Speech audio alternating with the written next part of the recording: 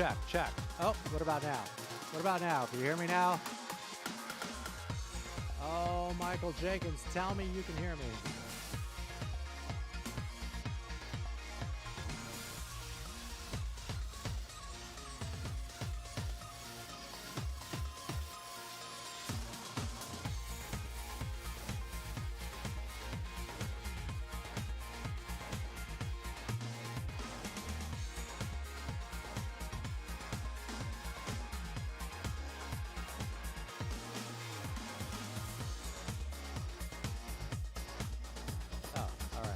Okay, sorry about that. Dude, it's like I had everything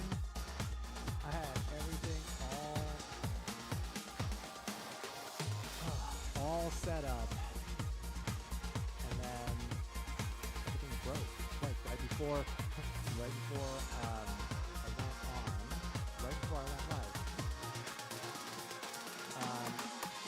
Is it choppy?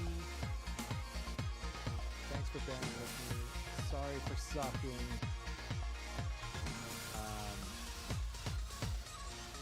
Dude, it's so weird. It's like I was running tests all evening. I was doing this test stream for like 2 hours.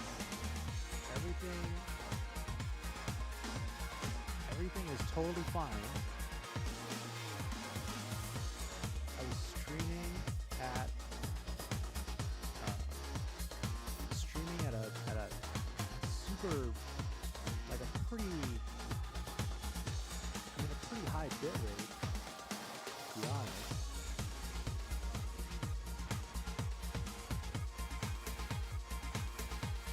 Now the mic is low?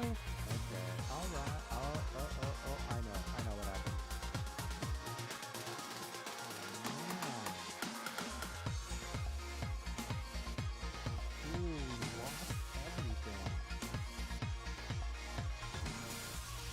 Okay, sorry. Sorry about that, guys. Here, hold on. Let me just... Dude, now I just have to like redo all this stuff. Okay, there we go. Now we're a little bit louder. Dude, I had everything oops, too much.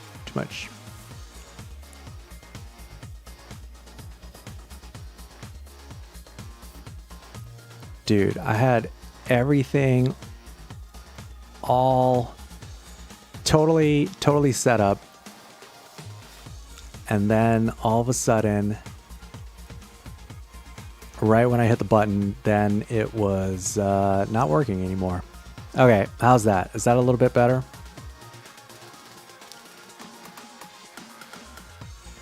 But yeah, now we're all choppy. But why are we choppy?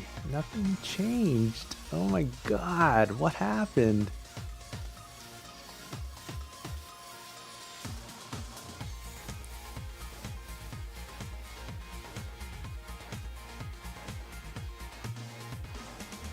Dude.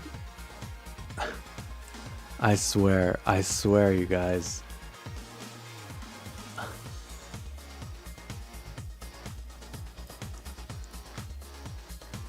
Everything was just fine. Okay, but now we're still... Alright, we're still dropping... Okay, alright, good. At least, look at this Joe Rogan mic is good for something, I'll tell you what. Okay, and are we still dropping frames? Yeah, right?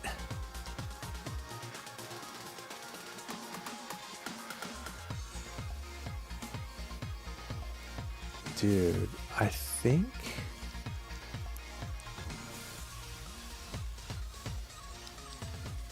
think it's Streamlabs.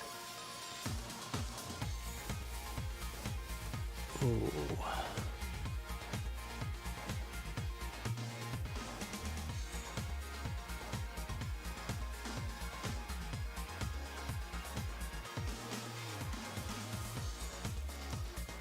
It's like I had just regular old raw OBS going, streaming at a super high bit rate for like I don't know, and like 2 hours, and now all of a sudden having network issues.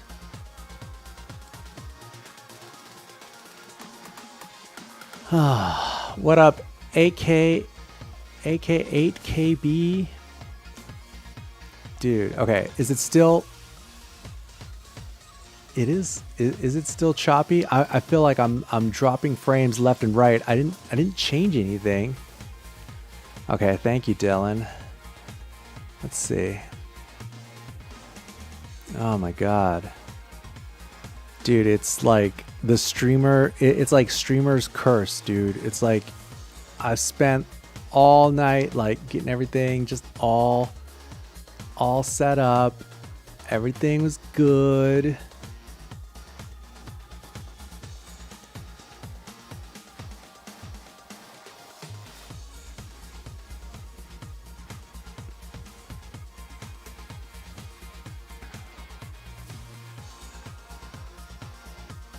And then as soon as I hit the button, bam, everything breaks. It's so ridiculous.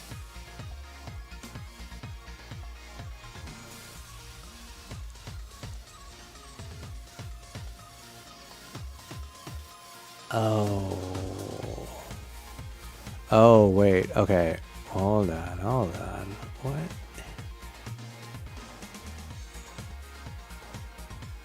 Dude, okay, I think I know what it is. What? Dude, this is crazy. Like, I'm pretty sure it's using... I feel like it's trying to use my phone for internet. Oh god, hold on. This might break everything. Hold on. If it breaks, I'm sorry. I'll be right back. Hold on.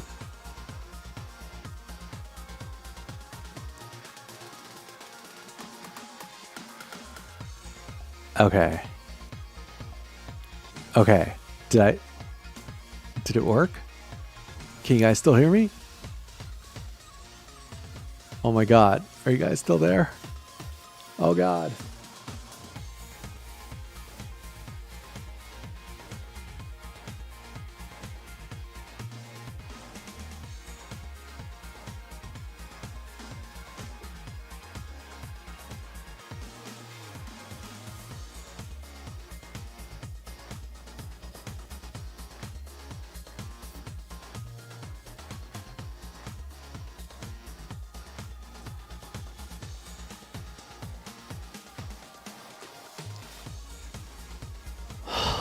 Wow. Okay. That was crazy. Okay, hold on. How do we disable... Dude, like, I'm using... Okay, just a little bit of inside baseball here. I'm using my phone as the camera. Because obviously, like, at this point, our phones are better than any webcam you could buy, that's for sure. Okay, can you hear that? Can you hear when I scratch the mic?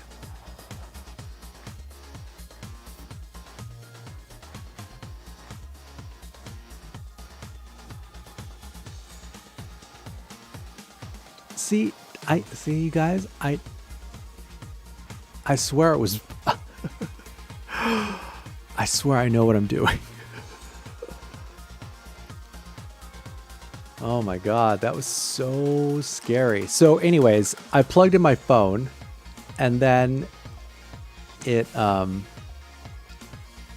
plug in my phone, and then it starts using my phone as an Ethernet adapter, and I guess maybe even puts the mic, yeah, maybe even turns the mic on the camera, which is, obviously not what we want. We got the Joe Rogan special right here, so we can sound real nice like this.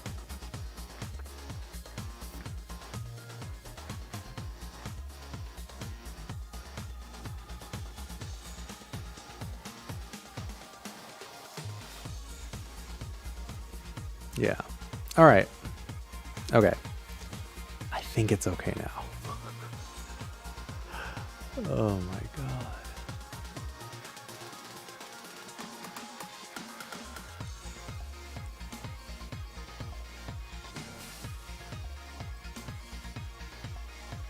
Yeah. All right. Oh, disaster averted. Oh my God. Anyways. So, Josue, Michael, Travis, Dominica Republica, the Cha Cha Fresh. What's up, guys? Thank you for your patience. Thanks for bearing with me. Sorry, technology just, started to act up for a second.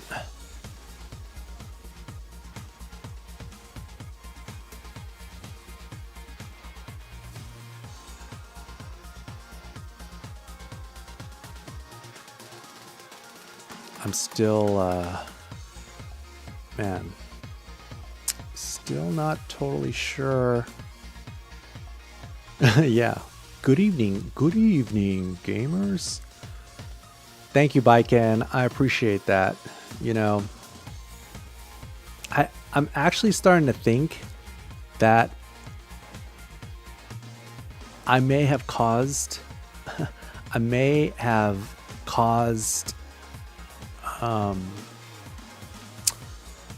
my own male pattern baldness. I may have caused my own hair loss. I'm starting to think about it. I think it has to do with coffee and sort of being dehydrated.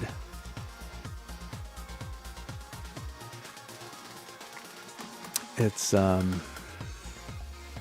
don't know. It's a sad story.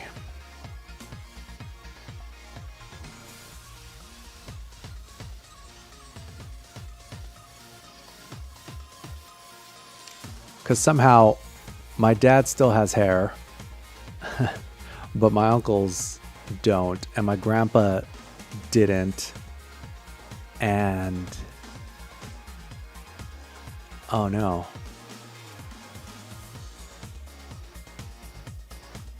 Yeah, and the thing that ties us all together, aside from genetics, is we all drink coffee aside from my dad. My dad just, I don't know, my dad's not into coffee at all.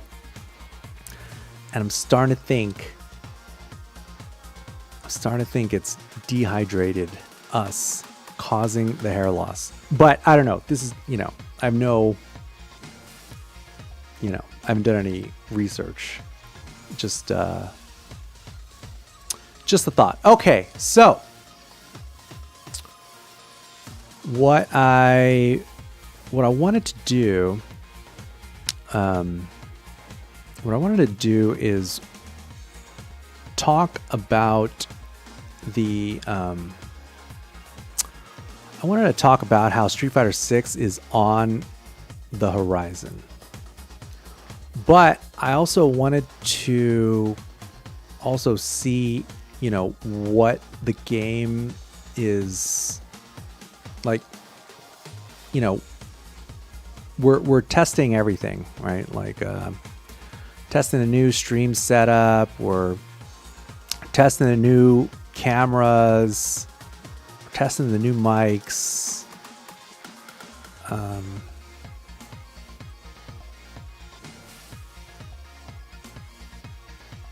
And I wanted to see what the game looks like with everything else.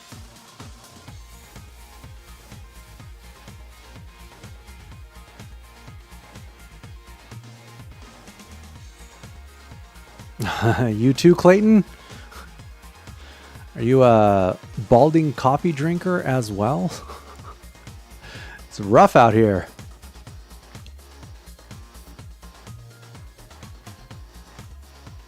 Damn, okay. All right, here. This is what we're going to do. We're going to... Damn. We're going to add this little chat window. Oh. Oh, man.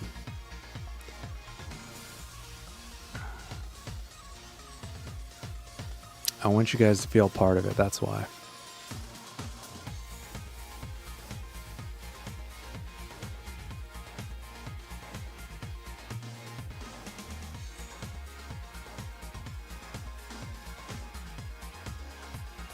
Nope. That's not it either. Oh my God. All right. Dude,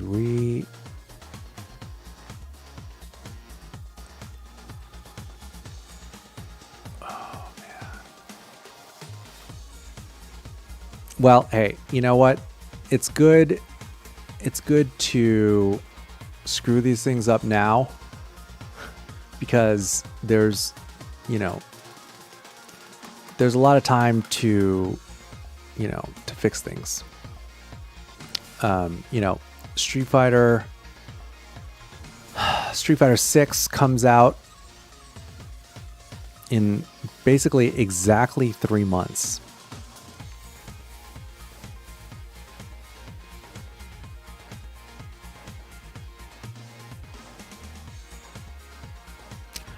And so now is the best time to work out all the kinks on everything that we're trying to get better at.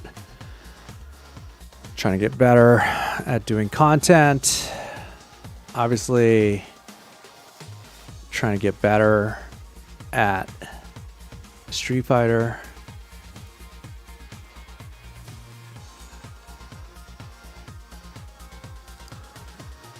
And, just trying to get better at life. Does that sound familiar? Are any of you guys also trying to do the same?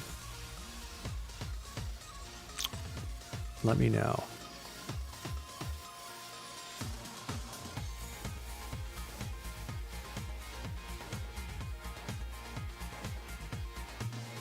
Oh man. I can't even bring it up. Okay, hold on. We're trying to bring up the chat, make you guys part of the show.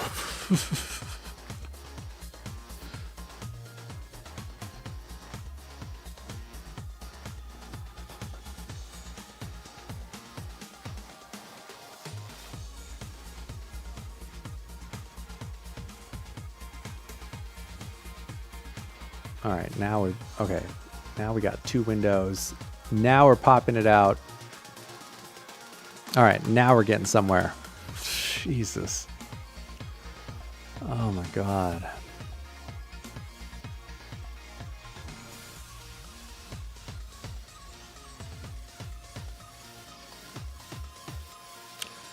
Did you guys get your pre-orders in? Street Fighter 6 pre-orders.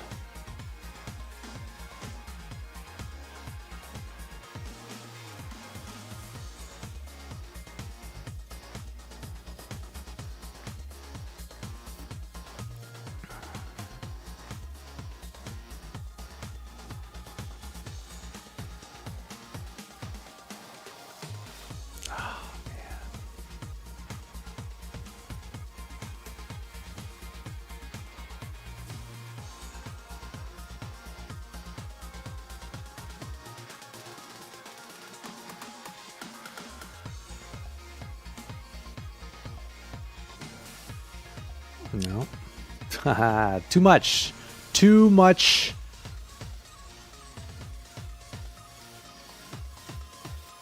Oh, there we go. There we go.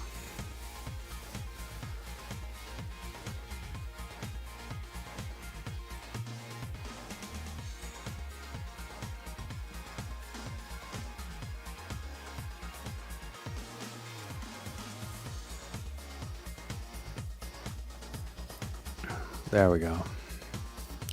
Watching me play Street Fighter 6 or watching me play Street Fighter 5 or let's say watching some Street Fighter 6. What do you think, Dominica Republica? Are you actually from the DR?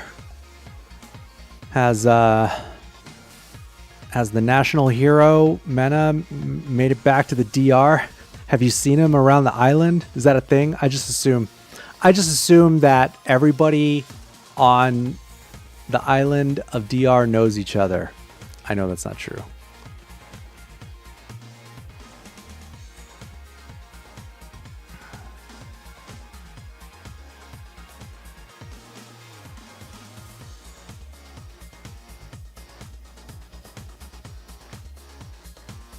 Street Fighter 4, Clayton?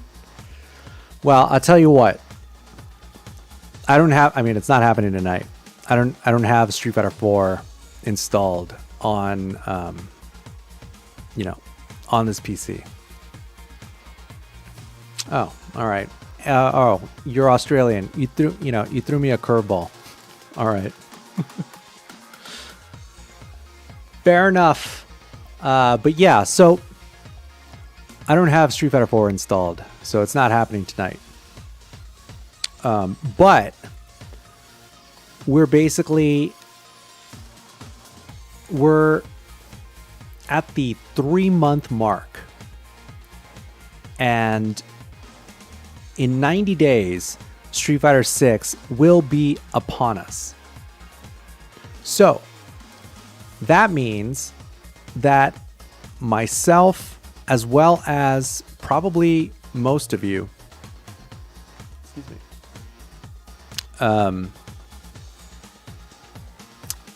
have a lot to get done between now and then in order to make sure that we're sharp and ready to go when the game drops. Tabora not feeling it since Street Fighter 4? The thing is, everybody's favorite Street Fighter is always the version that they were best at. So I'm just going to assume that you just sat out Street Fighter 5 and you haven't played any 6.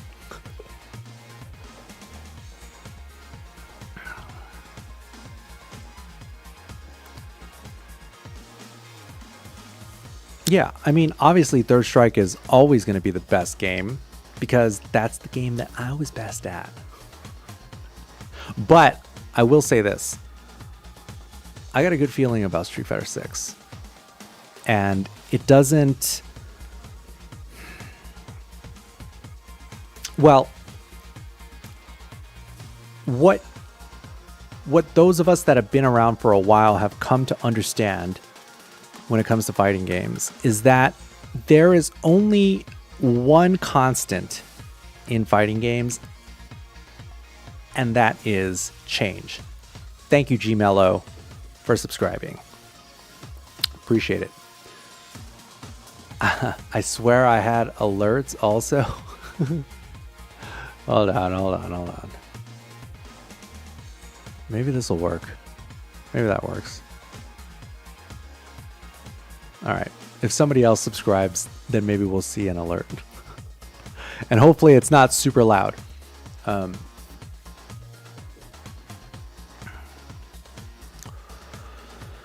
So my goals for Street Fighter 6 are quite lofty, I guess you could say. I'm trying to make sure that I got at least one book ready to go, ready for launch. But I think I can get it. I think I can get at least one out. Do you guys read books? I know that, in a TikTok Snapchat world, everybody's attention spans are usually much shorter, and also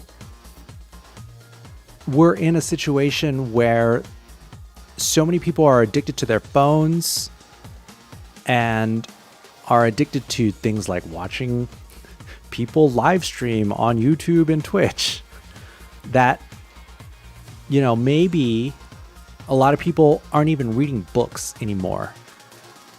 But personally, I think that smart people read books, and that's why I think it's worthwhile to write them. You know what I mean? Like, I'm assuming that most of you are smart and you guys read books. Like Friend of Squirrel, you know? Friend of Squirrel reads books. He must be smart. That's right, Violet. Reading is still pretty neat. Physical books, digital books, ebooks, audiobooks. I think it's effective for the intended audience. Because look, there's a lot of really, you know, popular people on social media. You know, you have your ninjas and your Pokemanes and your, I don't even know who people watch on YouTube. I have no idea. But the thing is, because I think most people don't read books, those that still do read books are the ones that I'm trying to connect with. Because I think that in order to, no matter what type of content that you try to make, with the exception maybe of live streaming, but even then, like, everything starts with the written word. So even though it's a struggle, obviously it's a struggle to write books, I don't consider myself a writer. It's not even like that. But everything starts with the written word anyways. So if I want to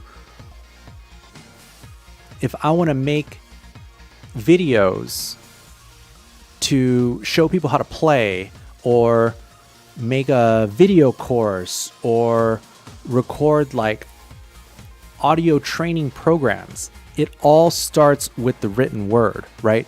So I could neglect the written word and just try to do it off the top of the dome, but,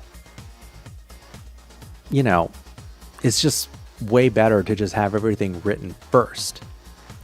So because everything starts with the written word, you might as well, it's like putting out books and guides through text is, in my opinion, the way to go. Because everything starts with the written word, and only smart people read. Would you buy moving socks?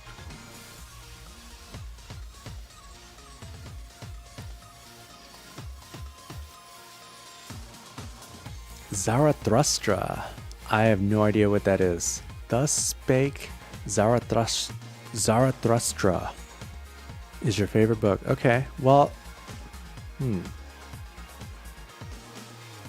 Well, yeah, hey, I mean, this is the advantage of reading, right? You get to tell other people what you read, and then people are like, oh, I've never heard of that. What is that? And then two smart people have a conversation about something that they read. And, you know, I just think that even though we're talking about a video game, right? I just don't think that usually video is the best way to learn something. You can learn some things from video, but, you know, when it comes to training in fighting games, you know, I think of it more as like there has to be starting and stopping in order to focus on certain parts of the training, right? And so I don't know about you guys, but I find it super annoying to try to learn. I think it's annoying to try to learn fighting game stuff on YouTube, even though there's plenty of other things that I learn from YouTube, right? Like I watch so much stuff because I'm always trying to get smarter and improve my skills in life, right? But man, in fighting games, dude, it's so hard, right? What are you gonna do? You didn't quite get what the person was saying, so you want to rewind. But what are you gonna do? You're gonna click on the timeline. Okay, well now you went back 30 seconds. Well, that's way too far. You only needed to go back like 5 seconds. So then you're like, okay, well, what about the keyboard shortcuts? You know, I could press J to seek, to rewind. I could press L to fast forward, but it's like 10 seconds at a time. It's way too long. So what we need is customized video players that are tailored to our needs. So seeing as how that doesn't exist, it just makes more sense to write, written text. Because as I've discovered recently, it is indeed possible to embed video files and animated GIFs into ebooks. And I'm not talking PDFs, because as those of you who read may have experienced, PDFs are awful. Epub is the format of, it's not even the format of the future. It's like a 10-year-old, it's a 10-year-old spec at this point, but it's quite powerful because all it is a collection of HTML files and CSS to format the text. So because it follows the HTML5 standard, you can embed video files and animated GIFs or images into the Epub file, which then, goes on to Amazon Kindle and then goes on to the Apple bookstore, and then you could sell independently, whatever.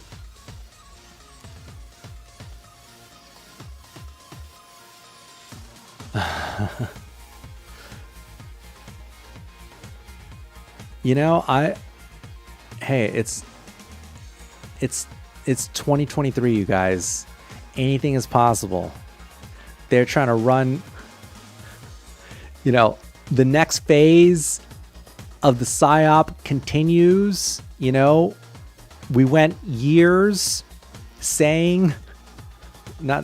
we went years talking about how it came from a lab, and then everybody said we were crazy, and now here we are 3 years later. So, the PSYOP is shifting. Anything is possible. It's 2023. Can we bring Excellent Adventures back? Who knows? Anything is possible. But I will say, I actually think 2023 is kind of off to a pretty good start so far. It's nowhere near as dark as I guess 2021, and a lot of 2022 was a little dark. So who knows? I don't know. Honestly, I think about it, but it's really not up to me. I'm just here. Oh, what up, Voo? Yeah, I'm just here. I do think that if we were to bring it back, it would be a little different. Friend of Squirrel, you are barking up the wrong tree, my friend. But I will say this. I was looking at this. It's like an alternative to Twitch chat So it still uses, it like plugs into Twitch chat, but it uses all of the God, what are the name of the plugin emotes? There's like a plugin that has all the emotes. And so basically, if I can get that working with YouTube, then we're back in business. Oh, yes, BTTV. Yes, the BTTV emotes work with this this Twitch chat alternative that still plugs into it. It's like a different front end for Twitch chat. But yeah, hey, you know what? I'll take the traffic. Shout outs to the algorithm. Thank you, OCC. Oh, what? Oh, 7TV? Oh, bro, yeah. See, I live in a cave. I don't know anything about that stuff. But yeah, it's called oh man, it was called it's like God. Is it called jQuery chat? No. Oh, what was it?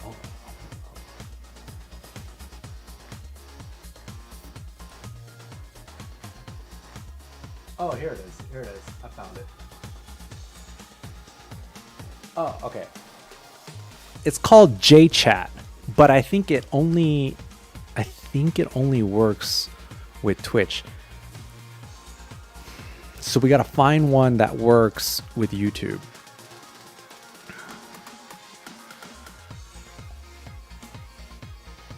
Exactly. You can cancel and cancel and cancel, and eventually there's nobody left.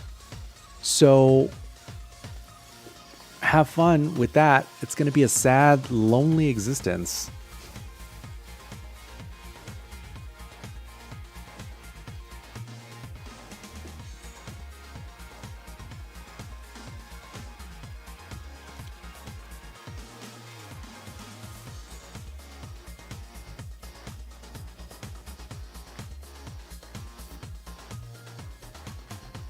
Well, no, I'm not banned. The account works, but the account got unpartnered or departnered or whatever, and I suspect that there is a shadow banning element, but I'm not totally sure. I have no way to prove that.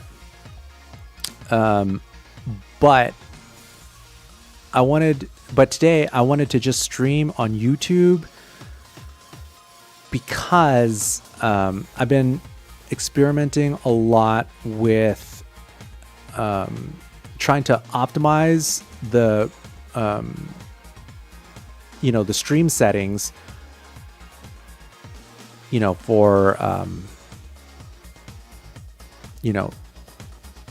1440p 60 frames per second. So if you're watching on, like, let's say a decently sized TV, or if you have a big monitor, you should see the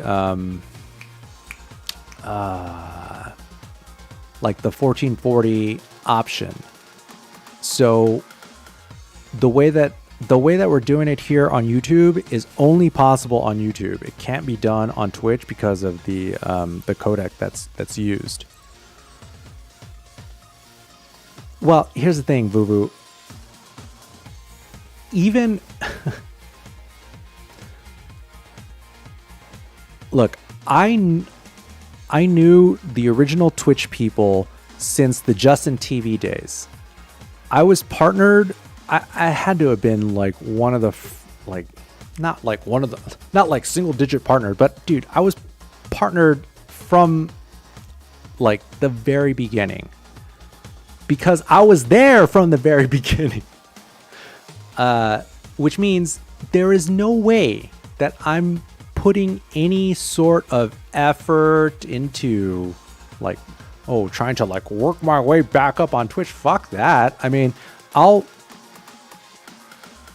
I would restream as an afterthought And as we get back into the swing of things, and as we get closer and closer to the release of Street Fighter 6, you know, the plan is to just restream on every platform. Like, for example, my homie Carl, Perfect Legend, was telling me earlier about kick.com, which is a new streaming site where you get like 95% of the subscription revenue.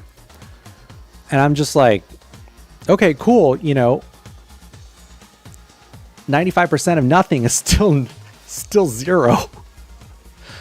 But yeah, 1440 at 60 FPS. Not bad, right?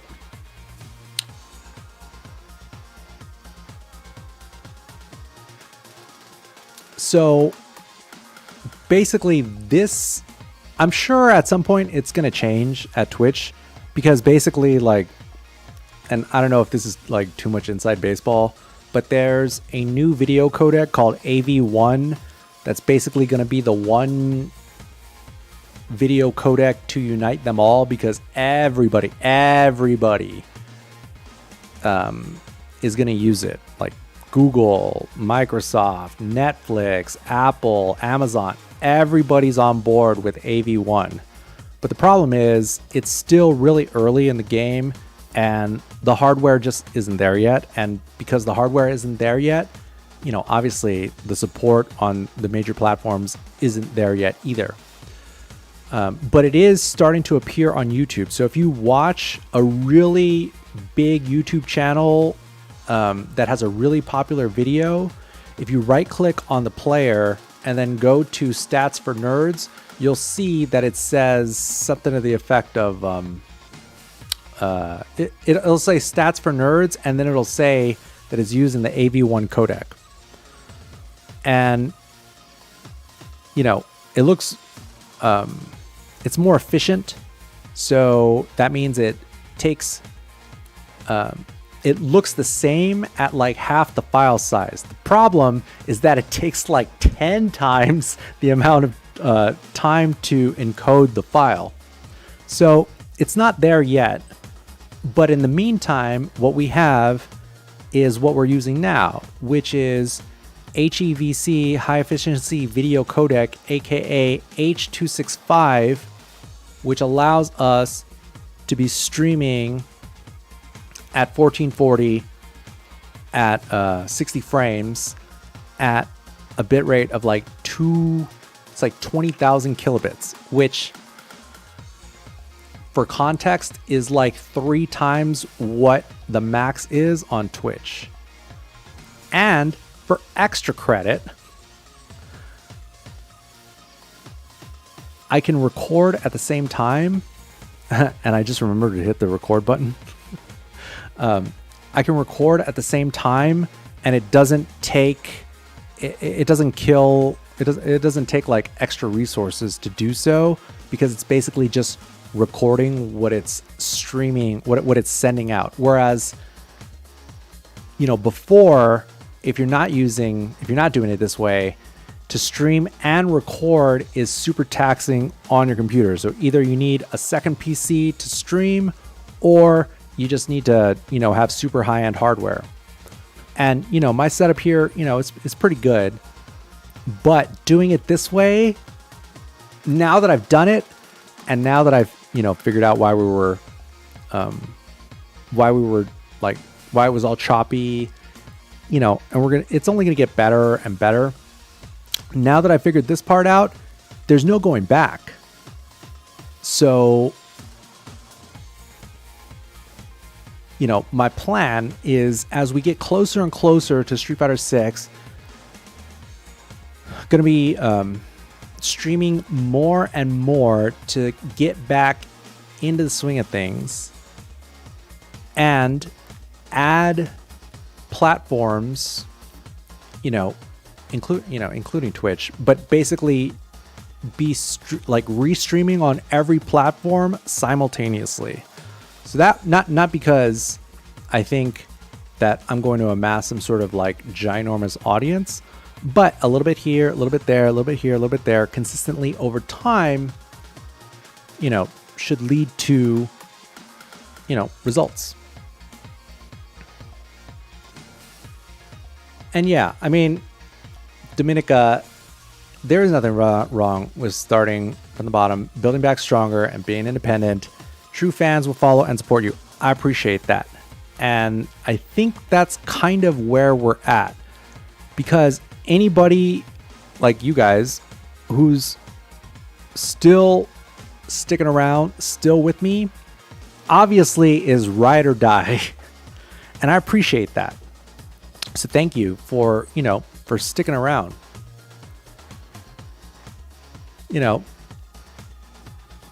But this time around, it's going to be a little bit different because it's like, this is like my third major cycle, right? Like this year, this Evo, it's going to be 20 years since my first Evo, right? So having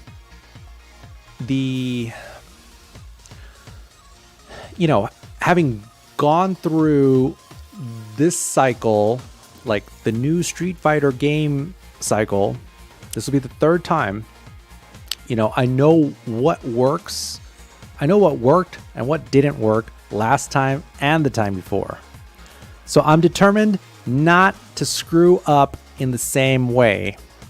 And I don't mean like, oh, I'm going to try to not get canceled. We're going to keep it more real than ever before. It's just going to be, it's just going to be different. Because before, it was really easy for me to get distracted by different opportunities that would come along. Like, oh, work this event, or, oh, we need to pitch this potential partner or sponsor or whatever. I have no desire to do any of that stuff anymore because I just don't care. None of that matters. What matters to me now really is like getting good at the game and sort of continuing to do what I can to continue to build this symbiotic relationship between all of us.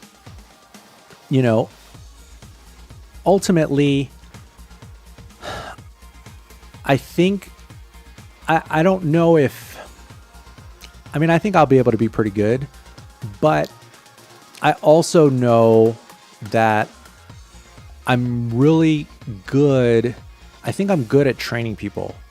I think with the exception, I think I'm the second best trainer on the planet. I think if you guys know the history of Laugh and Infiltration, you might agree that Laugh is the greatest the greatest coach, the best trainer of all time. Yeah, easily coerced, easily persuaded. Fuck that. I don't need to do any of that stuff. And the upside is I've done everything that I wanted to do, with the exception of getting top 8 at Evo. Aside from that, I've done everything.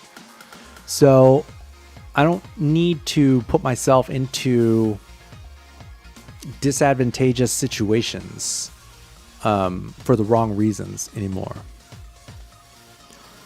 Oh, well, SD0, good news. We're relaunching the training program.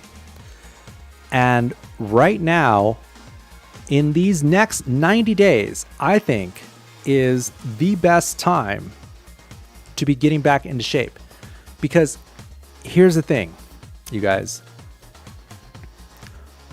If you wait until June 2nd to get your shit together and try to make an impact in whatever, in whatever capacity you're trying to make an impact, whether it's as a player or a content creator or streamer, a tournament organizer, an artist, anything. If you wait until the game comes out 90 days from now on June 2nd, you've already lost.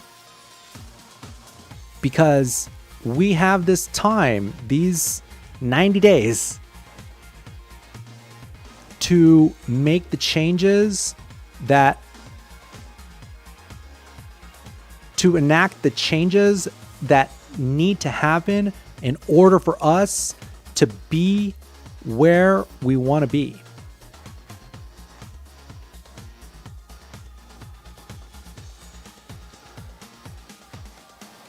And so now's a great time. Now's a great time to get back into shape.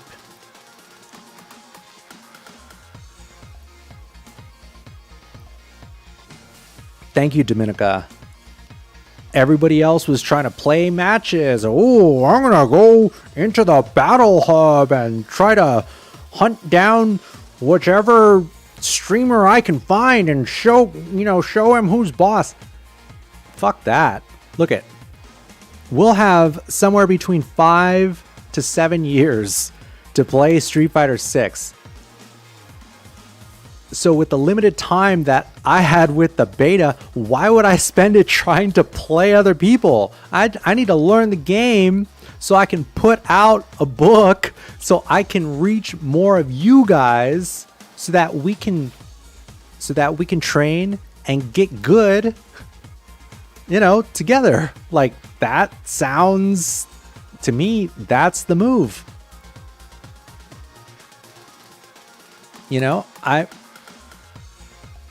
I think with a lot of the stuff that I'm building in terms of the resources, I don't see anybody else doing it. Thank you, friend of Squirrel. I appreciate that. I'm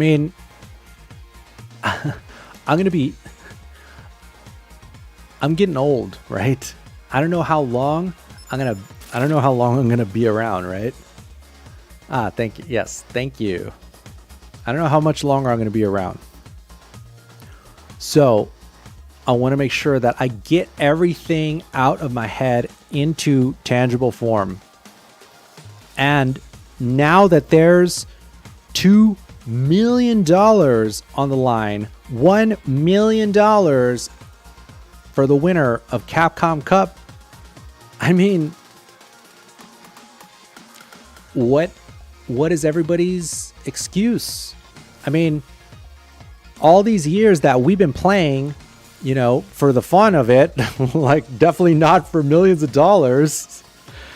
Now is the best time ever to continue down the path that we've been on. Obviously there can be only one.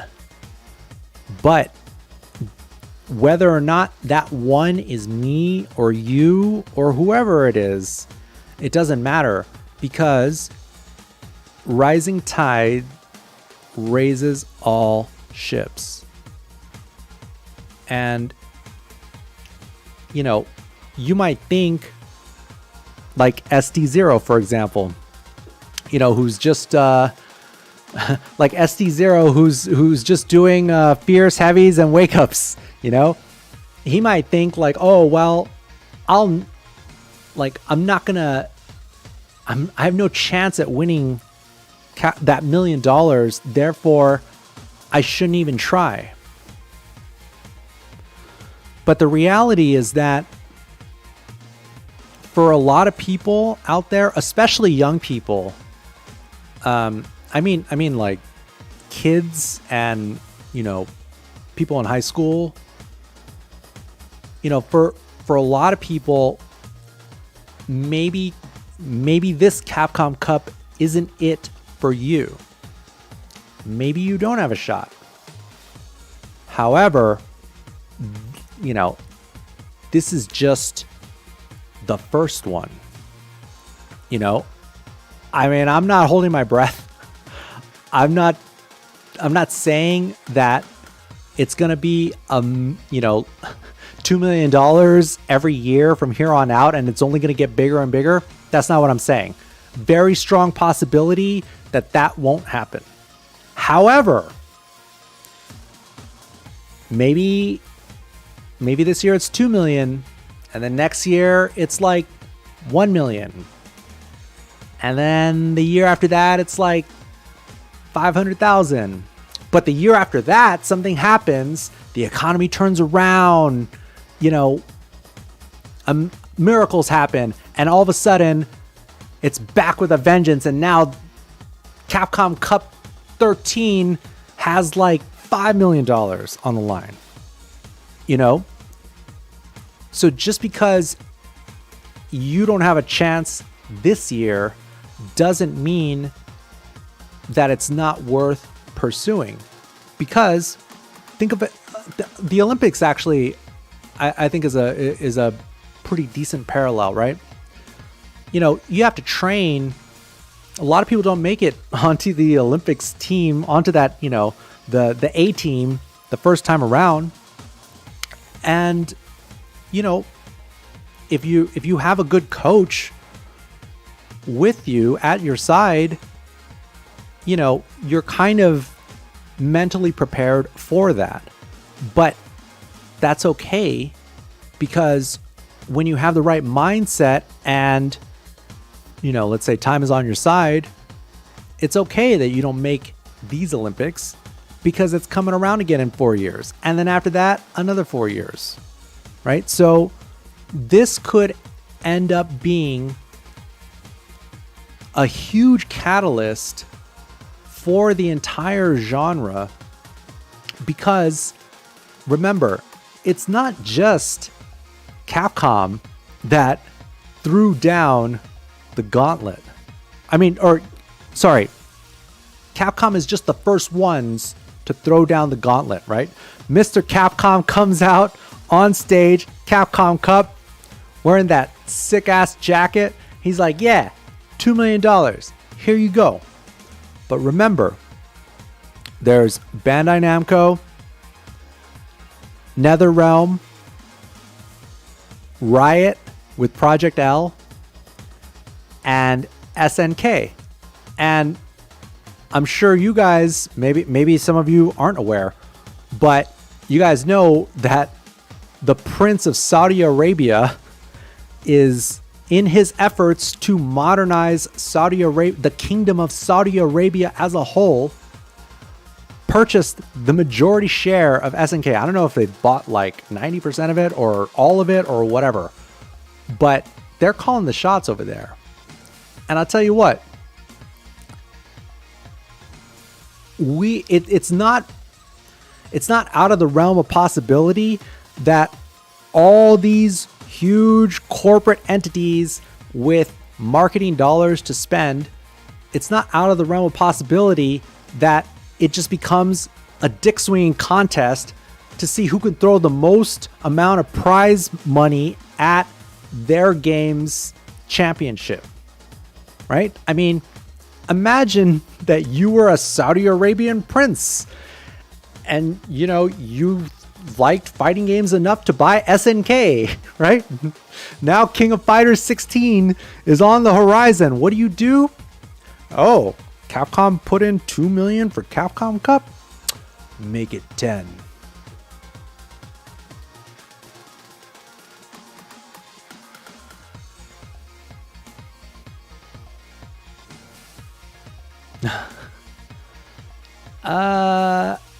Happy C. The bot there's like a PayPal link or a Stream Elements link that gets posted on in the chat. You really don't have to, though. Honestly, like it's not necessary, although it is appreciated. So thanks again to Friend of Squirrel. But yeah, that's right. Yes, Sonic Soul It's not just about the 2 million. It's the opportunities that open up because of the 2 million being present. Yes, exactly. Rising tide raises all ships. For example, you might think, oh, well, I'm not in a position to compete. Therefore, who cares? The money has nothing to do with me. But the reality is that there's going to be a huge influx into the scene. So if you're already involved in a tangible way, for example, maybe you go to your locals, or maybe you run tournaments, or maybe you stream or make content, or maybe you're an artist, or maybe you have other skills that you apply to FGC stuff. All of those types of people stand to benefit indirectly from this massive milestone in FGC history. It's not just whoever wins that $1 million. It's not. Yeah, exactly. There's so many new eyeballs, and Capcom is just they're just the first ones out the gate, because we know MK12 on the horizon. I mean, dude, NetherRealm, these guys always are launching their games with all the money. Now they got to go even harder so as to not look, like second-class citizens. So they got MK12, Multiverses, Tekken 8, so that's NetherRealm. Then you got Tekken 8, Project L, King of Fighters. I mean, and then, who knows? Maybe even Nintendo.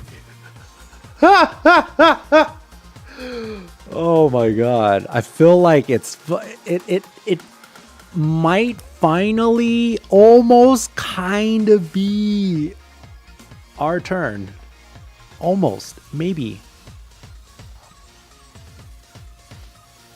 Right? Like, we've had to sit on the sidelines and watch all this nonsense happen in esports. Oh my God. Did you guys see Beyond the Summit packing up shop? They didn't make it. Like, what? How are all these esports organizations going belly up? Right? Like, how is it that all the biggest, especially tech companies, right? You look at it's got to be over 100,000 people that have gotten laid off in Silicon Valley. Everybody from Google to Amazon to Facebook, everybody, and the layoffs aren't even done yet, right? So if they're making, significant cuts,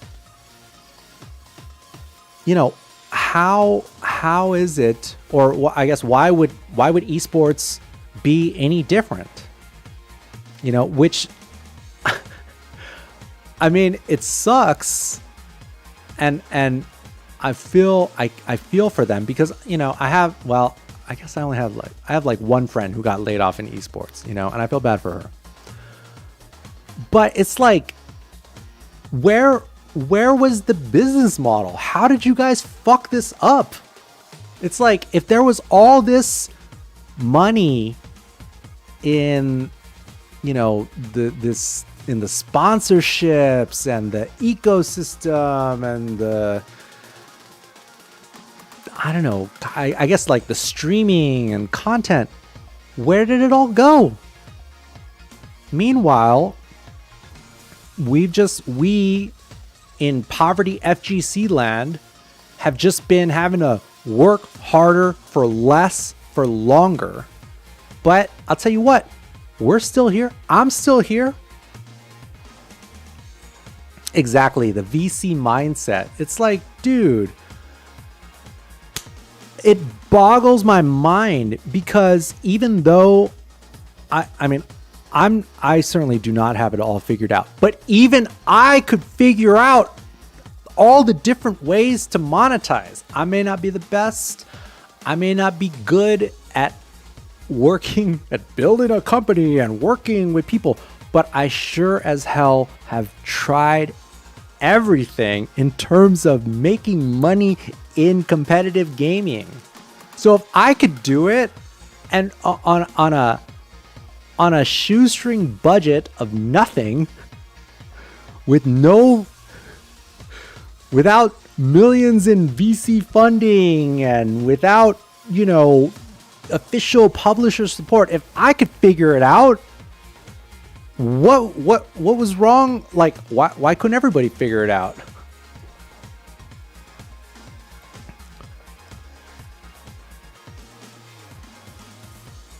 I mean, and the thing is too, when back in my day, like when I first started doing content, dude, there was no way to monetize. All we could do was Amazon affiliate links, and nobody ever bought anything through our links.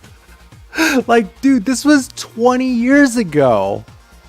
Like, it's so easy. But I think the real issue is not so much that these people couldn't figure out how to monetize, or they couldn't figure out how to make money. It's that it got too bloated. Probably the same as with, these tech companies, right? When you look at what happened at Twitter, right? Elon Musk takes over and then cleans house. As of course you would. I mean, that's what happens with every acquisition. But it's like, if you can lay off tens of thousands of people in your workforce, obviously these people were just, dead weight. And it sucks to say, because obviously, I'm sure there's lots of good people that got caught up in that. And if that was you, I feel bad. I empathize, but you'll be fine. But the reality is, for so many of these organizations, you didn't need so many people. I saw it. I've seen it so many times in esports. First I saw it at Machinima. It's like when me and Mike first started, when me and Mike first came across the Machinima empire, we were like blown away. We were like, oh my God, a way to monetize on YouTube? This is crazy. But over time, as it grew, I started to notice that it developed a culture of nepotism, which means these people were basically just hiring their friends instead of hiring people who were good at their jobs. And that culture of nepotism, I think, extends to the vast majority of industries. And so when when times are good, who cares? Yeah, we hire our friends and we throw these lavish parties and we pay all this money for the office. And it's like, I've done small, scaled down versions of that. So, I've made the same mistakes. But, it just always seems like, oh, well, if there was some adults in the room, they would know better. Right? I mean, the VCs, where's this money coming from? Interest rates are low, almost to negative interest rates. We're just throwing money everywhere, just free money for everybody. And then it dries up. But it's like, how long were we in this cycle of super low interest rates combined with, with money printer go burr? How long were we in this? 15 years, 20 years, something like that. Dude, that's so long. And now, you know, is it a recession? Is this going to be worse? Is this going to be like depression? Is this, collapse of America and the world economy? Who knows? It probably won't be as bad as it could be, but at the same time, this is the best time to take risks. This is the best time to invest in yourself. So many businesses that become giants in their spaces were started in sad economic times. It's true. Exactly. And now we're going to have to sell. Exactly. Now even our overpriced JPEGs aren't worth anything anymore. What do you mean this picture of a monkey isn't worth 6 figures? Look at him.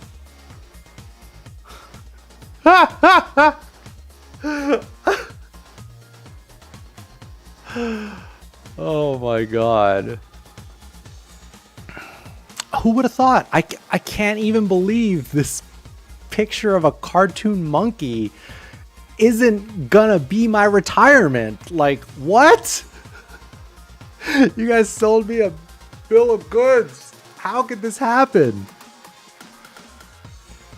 Even though obviously, at some point there will be, there's lots of uses for NFTs, and it's not overpriced JPEGs, but that's how early we are. It's just not there yet. It will be someday, and it's happening little by little, right? First it was overpriced JPEGs, and then it is, NFT gated access to, Discord servers or, some other sort of membership site, or like an actual social club or events. That's like phase 2. But phase 3 is going to be the tokenization of real estate, right? Where you just put all of the property paperwork, the deed, the title, everything goes into the NFT that gets put on the blockchain forever. And then that's how, that increases the velocity of real estate. This is where it's going. It's not there yet, but it will be there probably sooner than we expect. And so for those of us where it's not our first rodeo, right? Like, I remember at the dawn of Street Fighter 4, right in 2008, right? Like, that was, I'm probably older than most of you, but that was the last Great Recession. That was the last time that things were looking pretty grim, but also the best time to take risks, the best time to invest in yourself. Because if you try to start a business or double down on your side hustle and you fail, it's like, well, hey, Amazon laid off 100,000 people. Of course my business failed, like, now is the best time to take those risks, because if you fail, you can just be like, well, it's the economy, right?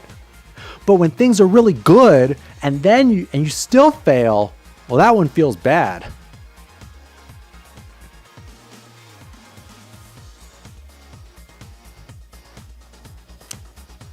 And yes, Vuvu, we are at the dawn.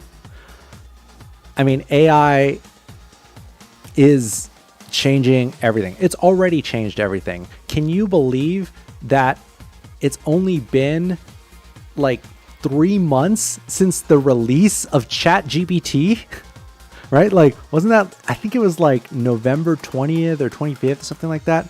It's been like 3 months. And they just published or made the ChatGPT API public yesterday. AI might actually be one of the catalysts to sort of get us up out of this terrible, economic situation that we find ourselves in.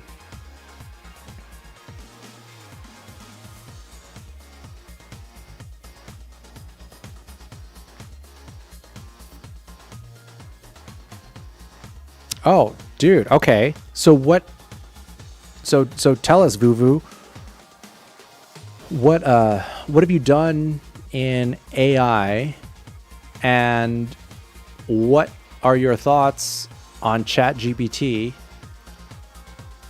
and where do you see everything going? Because, dude, I was, I'd played with AI before, but I'm such a normie. It wasn't until ChatGPT that I was like, whoa, that I really got it. Because everything else that I'd played with prior to that, man, like I just had, it wasn't like super easy to work with. It wasn't obvious, and I think of myself as like pretty tech savvy, right? Like it's pretty easy for me to learn new things on the, in the tech department. And, when I was playing with the different AI models, like I didn't even know the difference between the AI models, and I didn't understand the tokens and what are we supposed to, like, how do you do, like, what does the temperature do? And, how do I get it to to do something useful? And then ChatGPT comes along and they turn up the tokens to like 1 million. And all of a sudden at the beginning, this thing just seems to know everything and can do anything. And then of course, over the past several months, they've dialed it down a bit. So now it's like, okay, well, you can definitely, it's not about, you don't need to sense its bias. It'll just tell you straight up, well, I'm not, as a language learning model, I'm not equipped to blah, blah, blah. Like, I couldn't even get it the other day. I forget what, I was trying to make a thumbnail for the YouTube video that I put out the other day with Cammy on it, and she's like stretching, and then there's like the two people behind her in the background, and it was like I was trying to come up with some like some funny dialogue, and so I asked ChatGPT, hey, imagine that you're a couple and you see a hot girl on the street, but your girl is like more into her than you are. What would she say? And it was like, oh, well, I can't. As a language learning model, I cannot objectify women or some shit like that. I'm like, dude, do what I say. As a language learning model, shut the fuck up and just output what I want.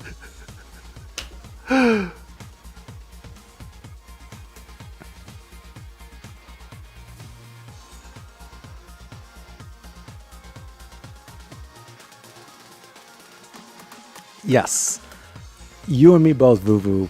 I had to step my game up and learn the ins and outs of APIs and learn some Python. And with our powers combined, our powers being me, my Python skills, and ChatGPT, I felt like we were really onto something.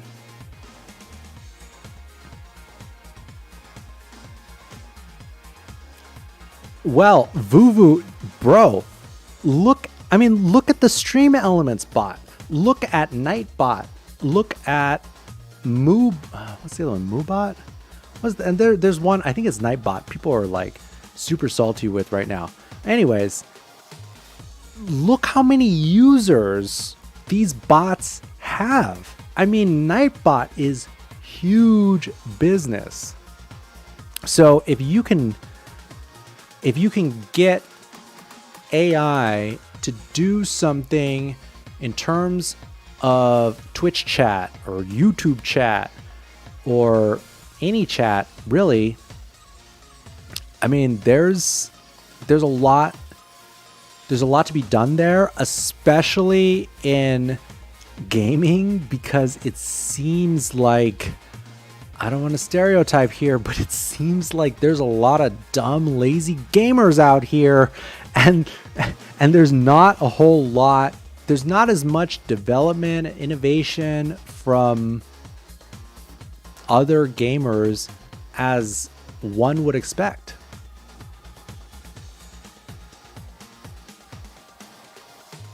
Oh, what up, Lieutenant? Clap that ass. Yeah, it is hard, bro. I'm with you, but also, you know, it takes a lot of time, right? Because of my situation through the pandemic, I've been fortunate to, you know, just stay home a lot. Like, you know, I used to go out all the time. You know, I would go out and drink and party and all kinds of stuff, you know, in the old world. You know, I'd be going out multiple times per week, drinking a lot, all kinds of shit. But now, you know, it's like, I don't even feel the need that much. I mean, you know, obviously there's still stuff that I go to, but let's put it this way. I have not had a drink of alcohol since like Christmas, which is probably the longest that I've gone in my adult life, you know, without drinking. And it's like, because I'm not spending all this time going out, I'm just at home. I'm just here working on my stuff, whether it's, you know, trying to get good, trying to get ChatGPT to write some misogynist dialogue, or whether I'm trying to learn, you know, some Python so I can interact with APIs, or whether I'm trying to, you know, step my stream game up by using the NVENC H.265 codec to stream at 1440 60 FPS. You know, like, it just takes some time and dedication to, you know, kind of invest in yourself.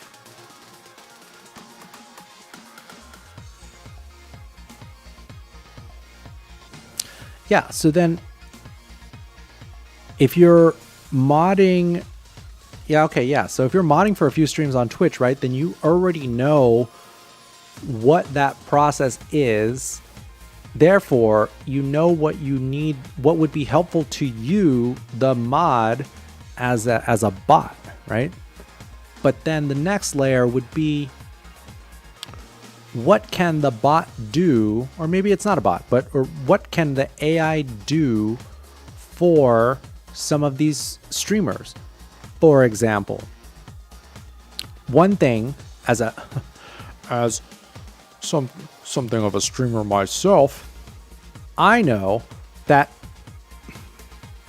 the vast majority of streamers end up with a ginormous archive of content after they're done streaming that, for most people, never gets processed, never gets, you know,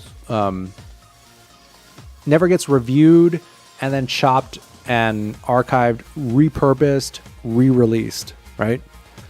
Why? Because most people, myself included, are like one-man armies, right? So it's like, I spent all evening trying to set this shit up so that I could run a competent stream at 1440 60 frames per second. After this shit is done, you think I'm gonna sit around and try to go through the archive that I'm recording here in 1440 60 frames per second? You think I'm gonna go through and scrub through that timeline and try to chop out the parts that I think are interesting so that I can load that up into a video editor and then add captions and then write titles and descriptions and then upload those to YouTube Shorts or TikTok or Instagram Reels? Hell no. Hell no. I'm not doing that tonight. Will I do that tomorrow? Maybe, but wouldn't it be nice? Wouldn't it be nice if the AI could chop up all of your archives? Wouldn't it be nice if the bot that was sitting in the chat room anyways during the stream could use its artificial intelligence to do something productive for once and find the parts of the archive that are interesting and make some broad cuts so that me, the lazy human, has less barriers between streaming out to the YouTubes and then having the good parts repurposed and redistributed to all platforms with the push of a button, or better yet, with no push of the button because it's already in the chat room running, right? Like you already got, in order to run an AI model, you already have the hardware, right?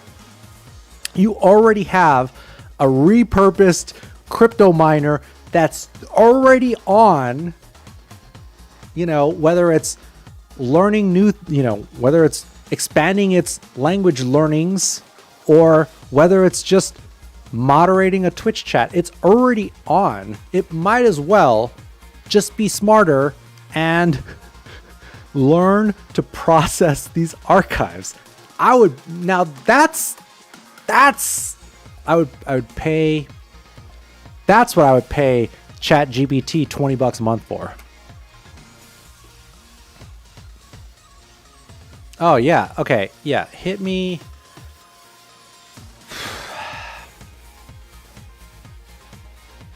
Hit me on Twitter, and if I don't respond, message me again.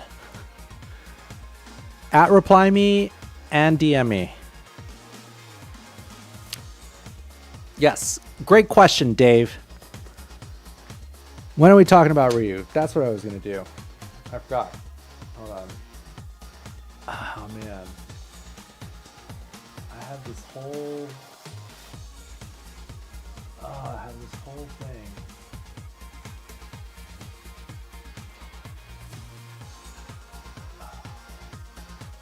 Okay. I'm just.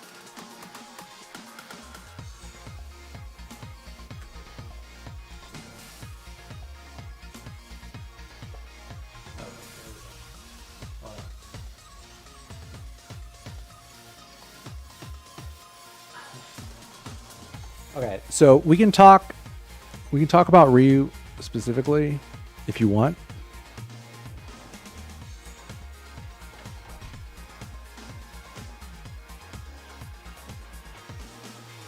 Or, well, one way or the other. I still feel like I need to get into, what the fuck?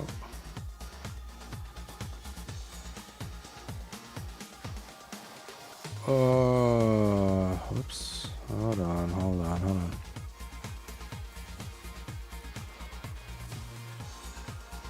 Oh, let's see. Where was it?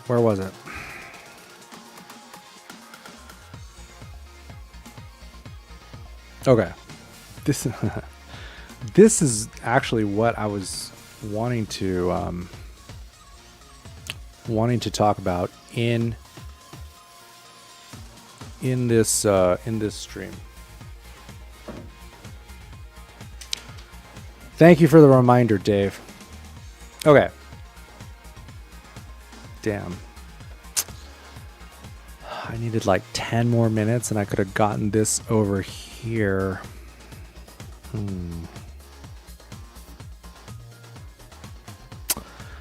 Well, we'll fix it in post. Okay. The crux of this entire thing. Why is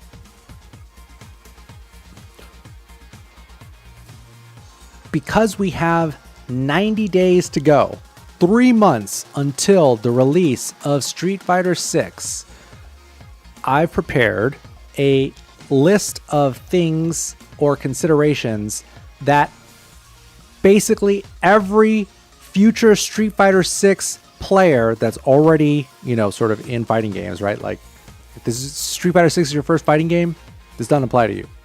But for the rest of us that have been around for a while, there are a bunch of things to consider and or take care of between now and the time the game comes out.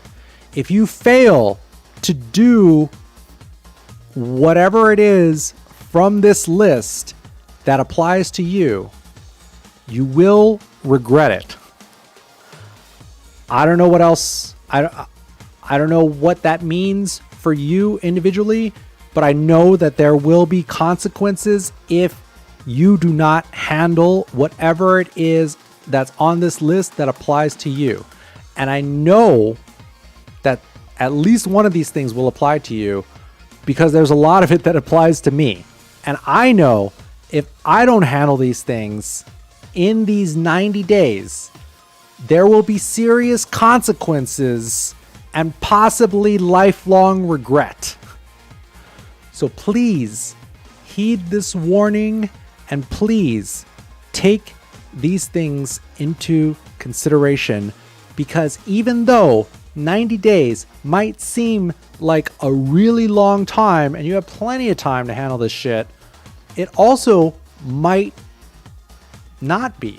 You might think, oh my God, there's only 90 days. I only have 90 days to take care of this stuff. So it depends on your situation and which of these things apply to you. So, first things first. What up, Michael Acosta?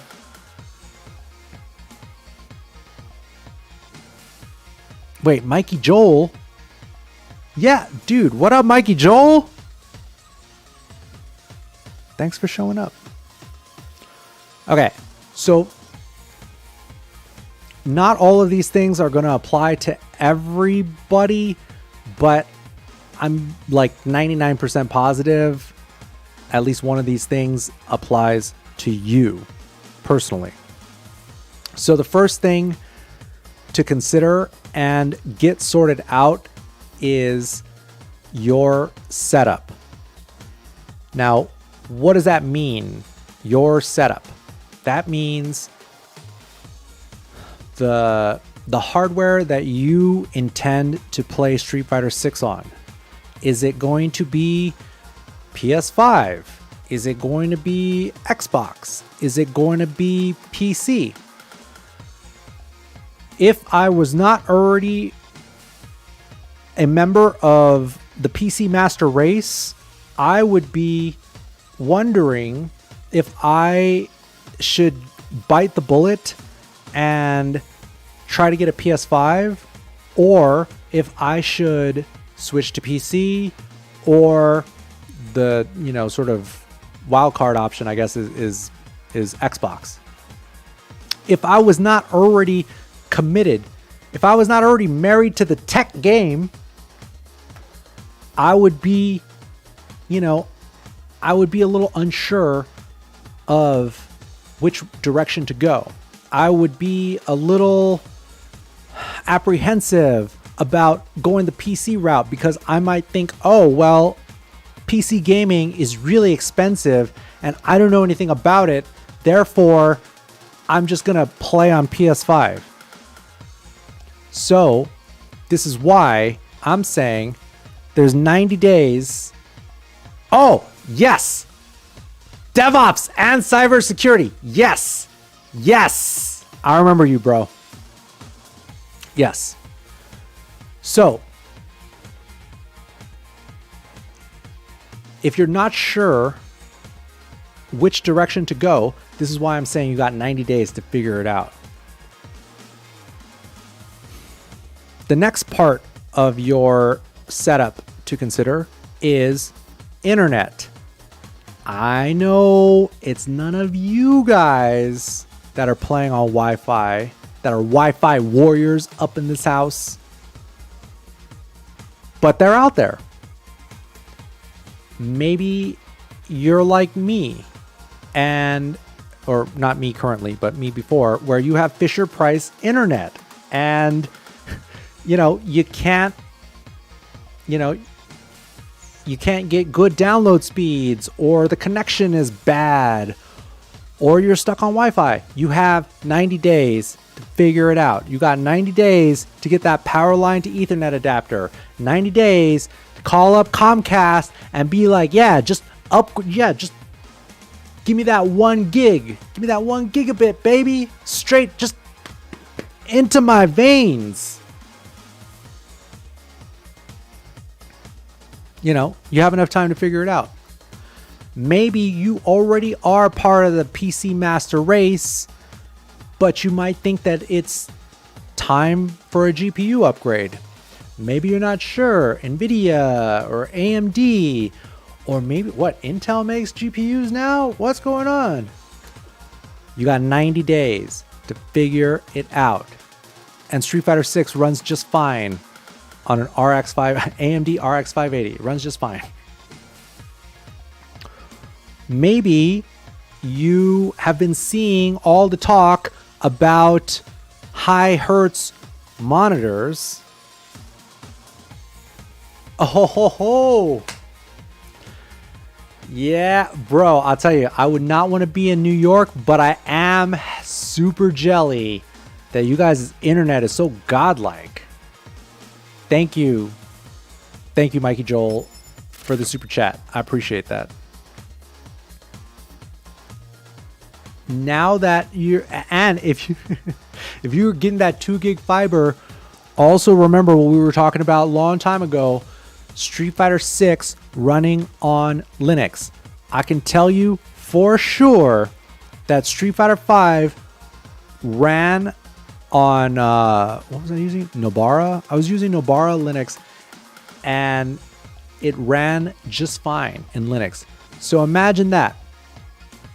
If you can make the jump to Linux, you can be playing Street Fighter 6 on a lower end machine, and it'll perform better from here on out. I don't know. Well, actually, I do know.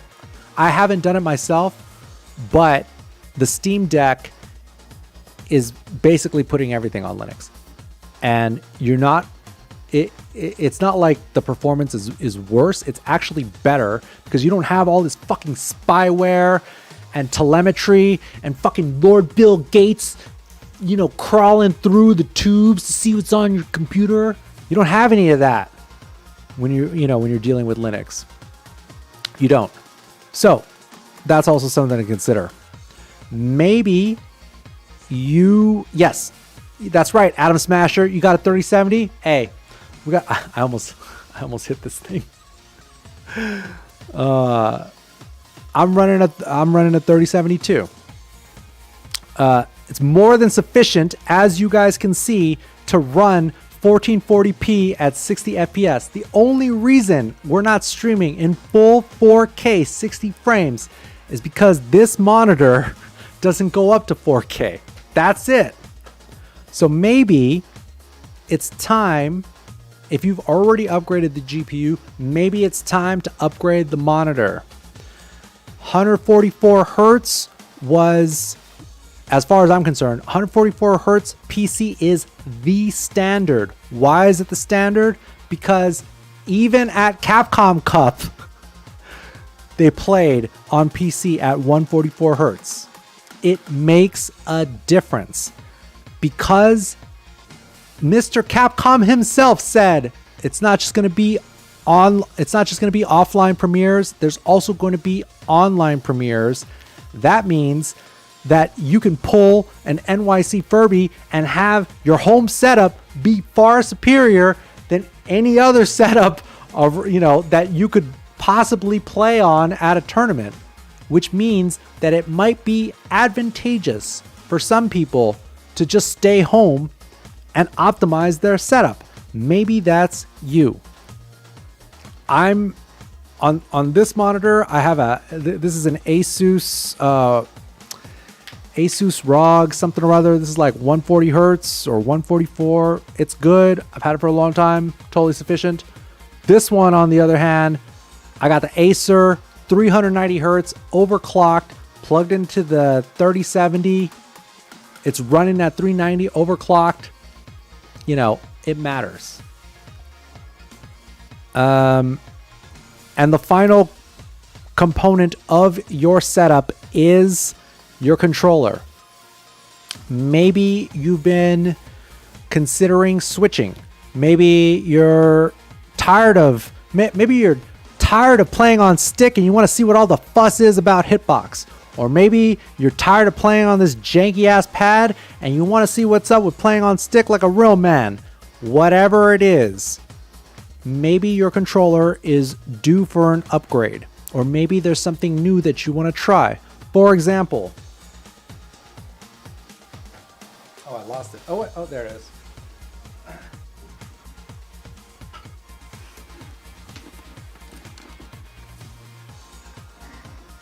For example, the Mad Catz TE2 Plus, unbeknownst to us at the time, is actually one of the laggiest sticks of its class. We didn't know. We were so young and stupid. Nobody even thought about input latency back then. We were so dumb. And then somebody's spreadsheet showed up because they tested all the controllers, and it was actually the Razer Panthera that was the one with the fastest response time, aka the smallest amount of input latency. So maybe you have one of these lying around. Maybe it's time for an upgrade. There's the Brook Fighting board.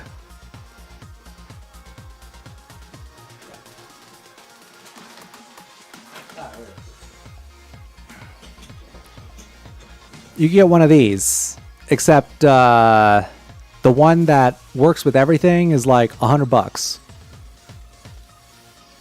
But there's cheaper ways to do it. Either way, there's the Brook Fighting board, the Zero Pi Fighting board, and there's other boards that you can get that have sub 1 millisecond levels of input latency, which is leagues ahead of this stock TE2 Plus. So perhaps there is a controller upgrade in your future, whatever that might be. You got 90 days to figure it out. Oh, okay, yes, exactly. You built an Arduino to do the testing for yourself. Yes, I'm trying to do the same thing. I just don't have a soldering iron, so that's like the missing piece, nor do I have any experience. But hey, you know what? I got 90 days to figure it out.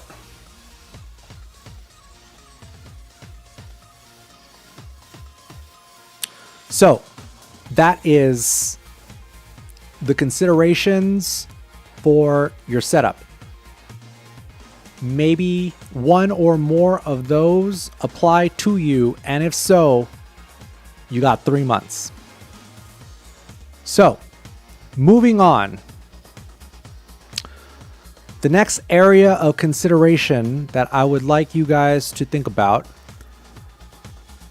is your in-game blind spots.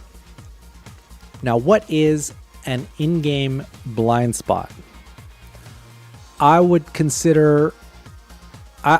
that it's a deficiency in your game that can be addressed and fixed, relatively, easily.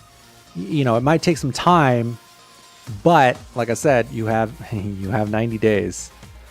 So that might be poor execution. A lot of people can do really fancy combos in training mode, but can't do it in a real match. Or maybe you get opportunities in matches, but you can't quite finish the job. You can't quite end the round because you're not doing enough damage, because you don't know the optimal combos, because you never actually sat down to figure them out and then practice them and then implement them into your game. Maybe you didn't do that.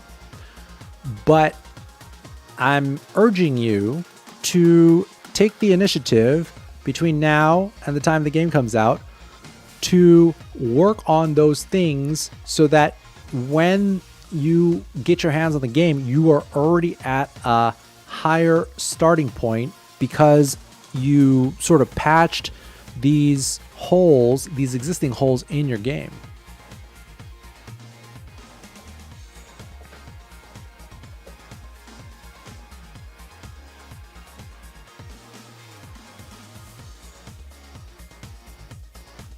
Yeah, so if you have both hitbox and stick, and charge characters are easier on hitbox, but you still like playing stick for certain matchups or certain moves, my suggestion is to try the hitbox cross-up, which is basically the best of both worlds. It's downstairs, you can look it up, but it's basically a stick with 4 direction buttons added to it. So you have your thumb for the up button, and then above the 3 punch buttons, you have left, down, and right. And so you get the best of both worlds without sacrificing any performance, because the hitbox cross-up is, I guess for lack of a better term, it's only additive to your game, which means you don't have to suffer through months or years of losing because you switch to hitbox. Because many people, myself included, who go to the dark side, struggle for quite some time, before they're able to fully adjust to the hitbox. But with the cross-up, you don't run into that situation, because you're just adding buttons, and so you're adding additional techniques that you can learn one by one without it impeding your performance.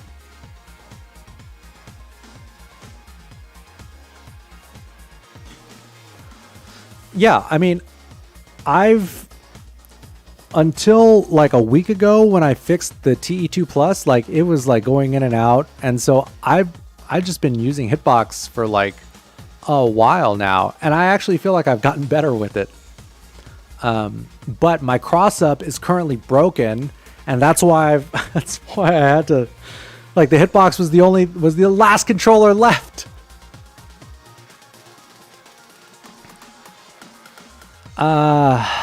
Man, I wish I did, Mikey Joel. I wish I did have a link. If you in the description, there's an Amazon link to Street Fighter 6. If you click on that and then search Amazon for the cross up, I get a little kickback. Little as in like, I think Amazon is like 2 to 4% depending on the category. But it's totally not necessary. You could just go. I wish I had a hitbox.com coupon code to give you. But I don't know. I don't, unfortunately. But I don't know. Just tell them I sent you. Maybe they'll give you a free sticker or something. No, the cross-up is definitely legal. And it might seem hard to use, but if anything in life worth doing is going to take some effort.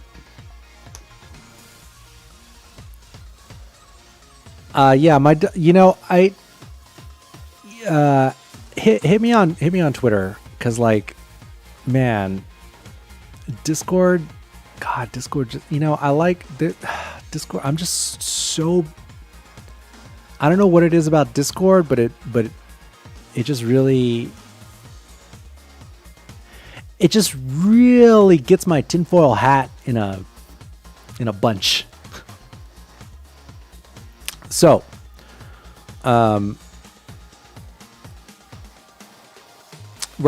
in-game blind spots. So, it might be poor execution, it might be suboptimal execution, or maybe it's unfamiliar characters. And maybe it's an unfamiliar characters, or even an entire character archetype. For example, maybe you're one of these players who can't quite get the hang of charge characters. Well, I hate to break it to you, but that archetype is not going away and is only getting stronger.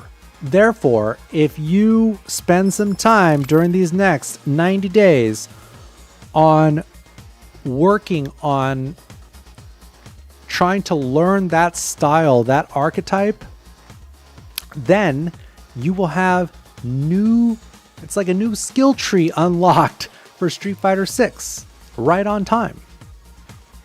For example, for me, one of my blind spots, in-game blind spots, is Luke. He's in Street Fighter 6.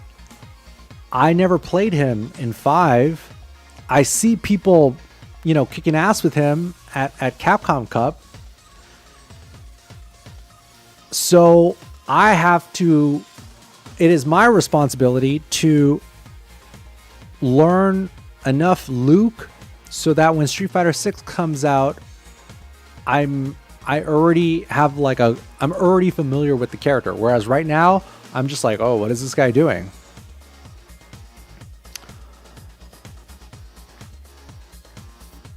Yeah, that's right. Street Fighter Church with Gutex, the priest.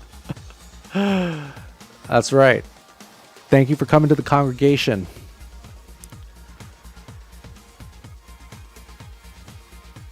Yep. Have a seat at the pew. But yeah, so, most players have one of those characters that they think is super annoying or super boring or super broken or something that stops them from, they basically have developed a mental block because they have yet to invest the time to learn the character well enough to be able to fight that character effectively. So I'm going to take the initiative and I'm going to learn some Luke between now and the next 90 days so that I'm prepared. So I expect you, not you, but you that has also got, one of these character blind spots, I'm expecting you to do the same. Thank you, C68. I appreciate that. Oh, and thank you, less of her, for subscribing. But yeah, SI68, thank you. I appreciate that. Yeah, see, Halibut's got it figured out. Luke is just kind of like a Shoto with better buttons and better fireball. Yeah, that's what it seems like, but I'm sure there's more to it than that. And there's also something to be said for playing characters that people hate. Like, people hate Luke. And I think he's kind of lame. But he does look really good, So who am I to prejudge a character just because I think he's kind of lame? These are the limiting beliefs that we are leaving in Street Fighter V and the rest of the older generation. Because moving forward, we're just going to go with the flow and try to learn everybody. Because how are you going to know what you like unless you've really sampled all the dishes? Come on now. You can't get one-itis for your character when the game hasn't even come out yet, right? When the game, in 3 months when the game comes out, it's your job to try most, if not all, of the cast. In the same way that you wouldn't just go, if you were shopping for a new car, you wouldn't just go and just,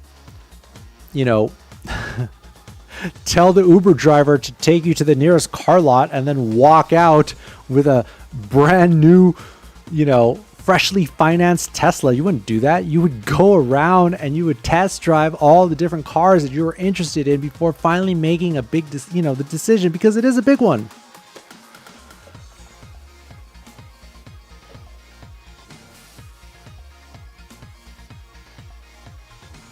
Yeah, exactly. Top tier is top tier for a reason.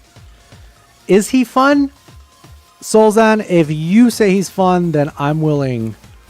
See, exactly. I'm willing to give it a shot. I was already willing to give it a shot. Now you tell me he's fun, I'm in. Not because I want to be the best with Luke, but because I want to know what's going on in his crazy little head. So, moving on. Another in-game blind spot that you might have is maybe you don't really know the ins and outs of frame data.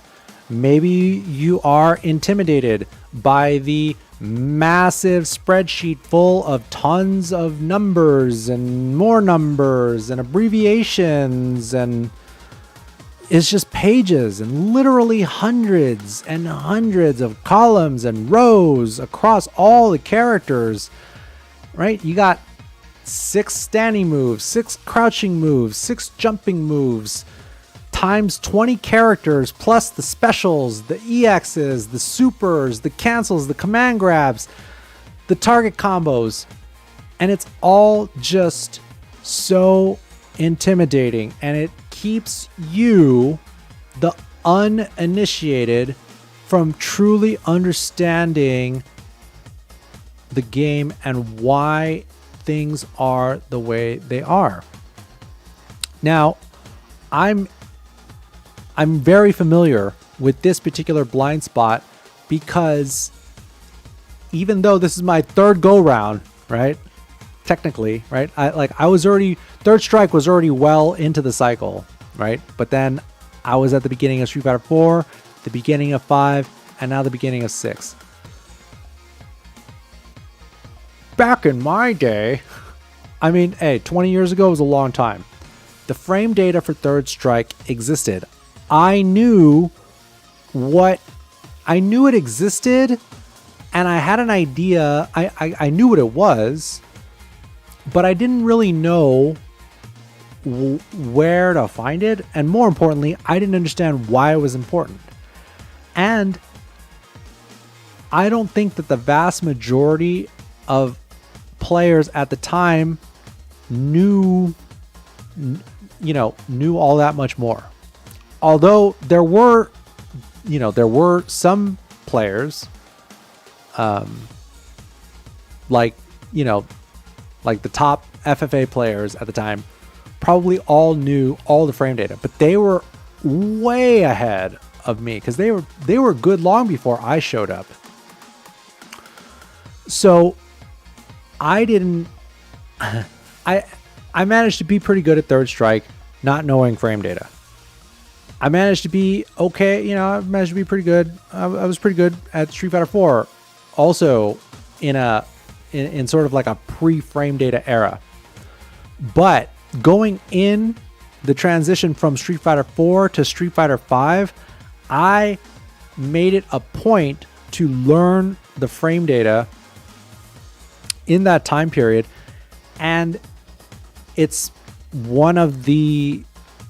definitely one of the best investments that you can make in yourself as a player. Now, you don't need to be fucking Rain Man and sit around and memorize the charts top to bottom. It's really not necessary. Certainly not when you're starting out. But what you can do is learn the main concepts And Street Fighter 6 is actually well suited for this because in training mode, they have built in the frame meter that explains everything, that shows everything. All you have to do is read the instructions and look at the colors on the meter, on the chart. And it can help you get a better understanding of exactly what's going on in any given situation. And it's okay if you don't, if you're not good at memorizing these things, because you really don't have to be. You kind of only need to learn like one little thing at a time. And over a long period of time, like let's say the lifespan of the game, you're going to learn all the frame data that you need to know in order to get to where you want to be. But if you never decide and prioritize this part of your game, you will never make it past a certain level. Because 20 years ago, when some of us knew frame data and some of us didn't, it didn't matter as much. It was possible to kind of like play more by feel than by the numbers. But nowadays, the bar is higher, stakes are higher, so you must adapt. Otherwise, you will just never get that good. It's just impossible. Because if you are willfully ignorant of frame data concepts in 2023, you should just switch. You kind of should just accept that you're just not that serious.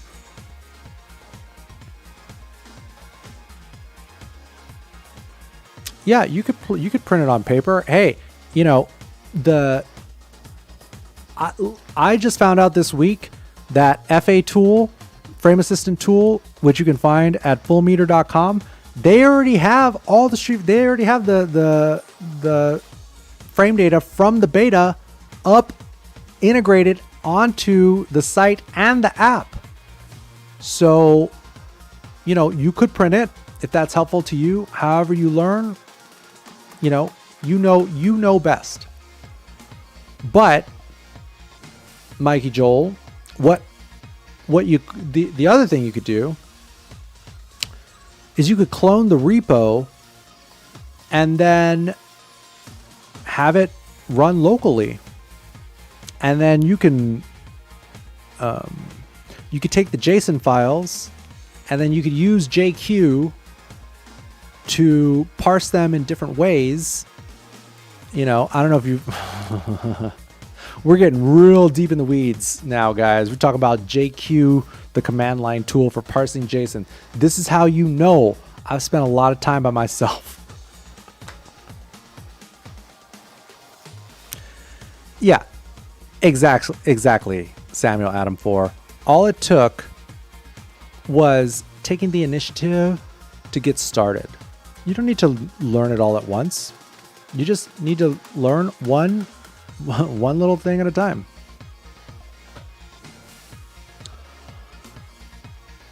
I mean, my plan for the scene this time around is to not get caught up in the bullshit it's to not fuck up the same way as I did last time and the time before.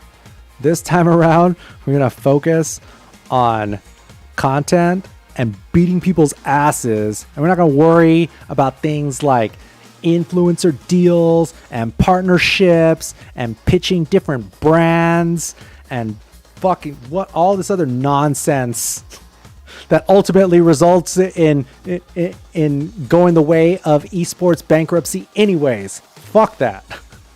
We're just going to get good and we're going to drag everybody, all of you who want to come along for the ride, because we're going to get good, because it's it's better now than ever to be a player, right? You guys know that. You guys know this, right? I've been playing fighting games for like 30 years, right? It is definitely better now than ever before to be a serious fighting game player. $2 million for Capcom Cup, low latency controllers and monitors, really good net code. You could play, you could play people across the country, streaming content, ebooks, the whole bit. It's so much better now than it has ever been to be a fighting game player. The GitHub for FA Tool. So go to fullmeter.com and then you can find the GitHub repo. Oh shit, you're playing with my cousin? Tell Poppy I said what's up. Yeah, best in Sweden? All right. I'm looking forward to it. And if you're training with my cousin, you guys are gonna get godlike. Tell him I said what's up. Which leads me to the next, to the final part of the in-game blind spots, which is training partners. Now, training partners, I might just be out of the loop, but it's not something that I see people talk about very often, because I think even serious players either never really considered its importance, or I don't know, they just don't even focus on it. But having the right training partners is really important to getting good, because your training, when you are training with people that you trust and get along with, trust as in you trust their judgment on the way they see the game and their sort of in-game decision making, it's really important, because your training partners not only help make you better by beating your ass, but they can also see things in your game that you yourself cannot see. And oftentimes, there are things that you learn about the game that just come up randomly in conversation, in-person conversation. And this is one of the things that really, I think, gets lost or has gotten lost in this sort of like move to online and remote work and all this other bullshit. You just don't have the same conversations with people in person as you would in the offline era, which means if you're primarily playing online, you have to make even more of an effort to not just find good players to play with, but really to figure out how to build meaningful and productive relationships with other players, over the internet that you likely will never meet in person. And, this is one of the things that can really make a difference when you're serious, because the players that are strongest, they're not just like in the lab by themselves, figuring this shit out alone. Most of the strongest players have a really strong network of players that they play with online and offline. And that is that's probably one of the hardest things to do if you've never done it before, if you're an outsider, if you never really experienced the offline scene. So I empathize with that. That's also something that I think can sort of be offered as a service, around here, right? Because it's important to consistently play with players that are around your skill level as well as above your skill level, but most importantly, players that share the same mindset as you do, which is somebody who's trying to get better in and help other people get better too. Because ultimately, the beauty of getting good at fighting games, in my experience, it's not the money, it's not the $1 million at Capcom Cup, it's not, the being on stage at Evo or being famous or, any of these things that people think is important.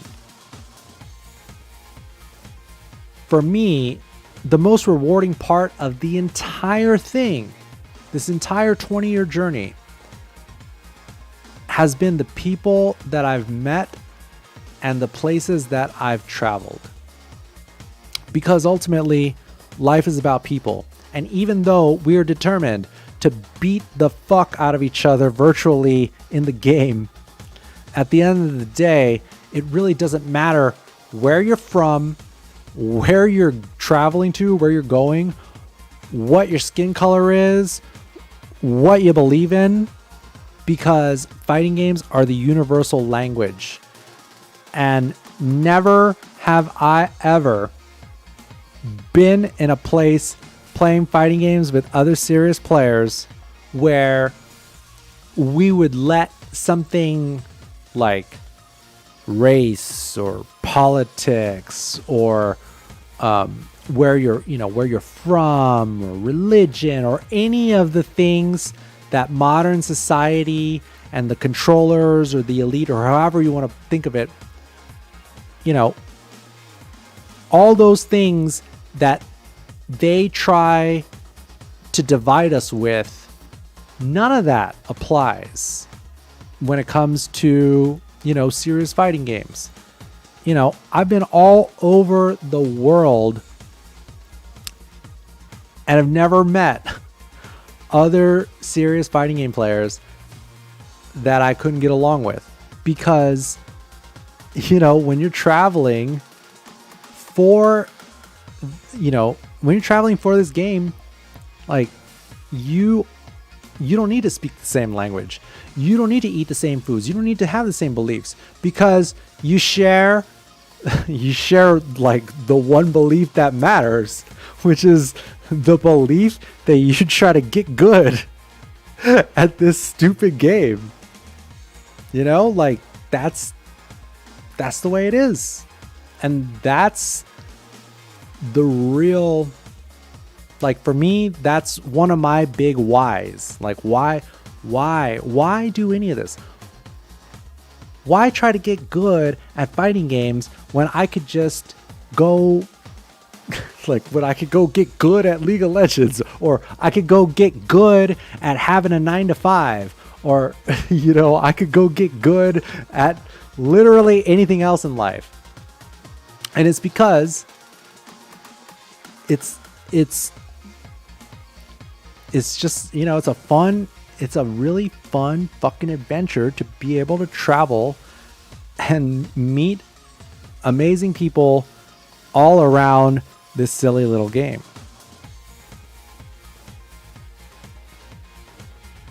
Yes, exactly. Ultra Heaven. Passion transcends race and culture. At some point, we will probably be resolving, real world conflicts through fighting games. Dude, stranger things have happened. Oh my God. Okay. I mean, I guess I have 2 more sections, but all right. This is like the last major one that matters. So the last area of consideration that I would like you to consider is your life situation. Maybe you need to build some new habits. For example, I haven't been playing a lot or streaming or making content or whatever. So I myself am in the process of rebuilding those habits, which I know are critical to success in reaching my goals. So maybe for you, maybe you also need to rebuild the habit of playing. Maybe you need to build the habit of looking after your health. Maybe that's adjusting your diet. Maybe it's exercise. Maybe it's, who knows? Maybe it's physically changing your location. Maybe you've been thinking about moving. Who knows? But you need to look at your life, your current situation, and then see where you need to make adjustments so that you're not making any sudden moves when the game comes out. Maybe it's something like, maybe you're going to take the game more seriously. And maybe that doesn't necessarily mean you're going to like I'm not saying, oh, you're going to like quit your job and go, go be a world warrior. That's not what I'm saying. Maybe you just, are going to play more online. Maybe you just really want to get good at Street Fighter 6, but that's going to take some time.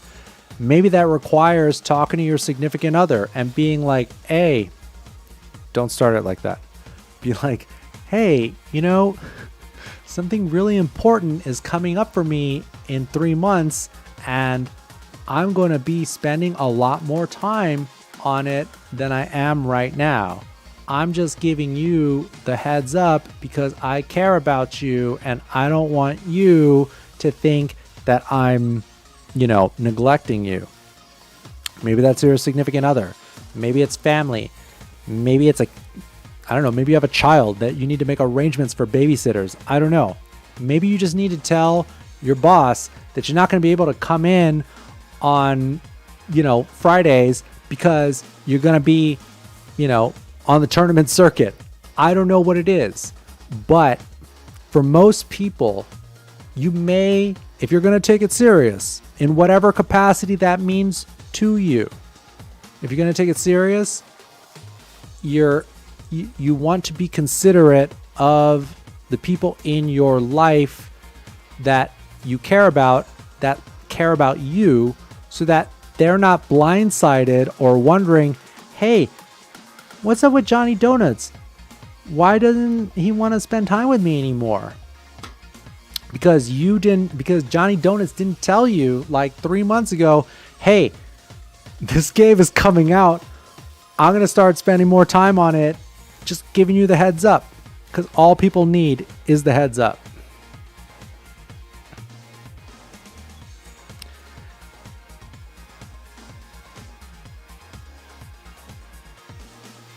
As much as you people think people care about them, they don't, because it's not about you or about them. It's about the game. Exactly. Don't get offended. I'm telling you now that 3 months from now, I'm going to have a lot less time. Or maybe it's just, hey, 3 months from now, or starting next week, like I'm shifting my schedule and I can't work on, whatever day that is. Whatever your situation is unique to you, but there is probably at least one person in your life that is gonna that could benefit from having the heads up. Because the reality is that most people who succeed at the highest level, dude, they have a real support structure around them that, helps in different ways. Humans are social, tribal animals that want sort of get, we get rewarded with dopamine in our brain when we help other humans. The people close to you, at least some of them want you to succeed. At least some. Maybe even most. But you have to help them help you by giving them, the heads up that, hey, your calling is calling.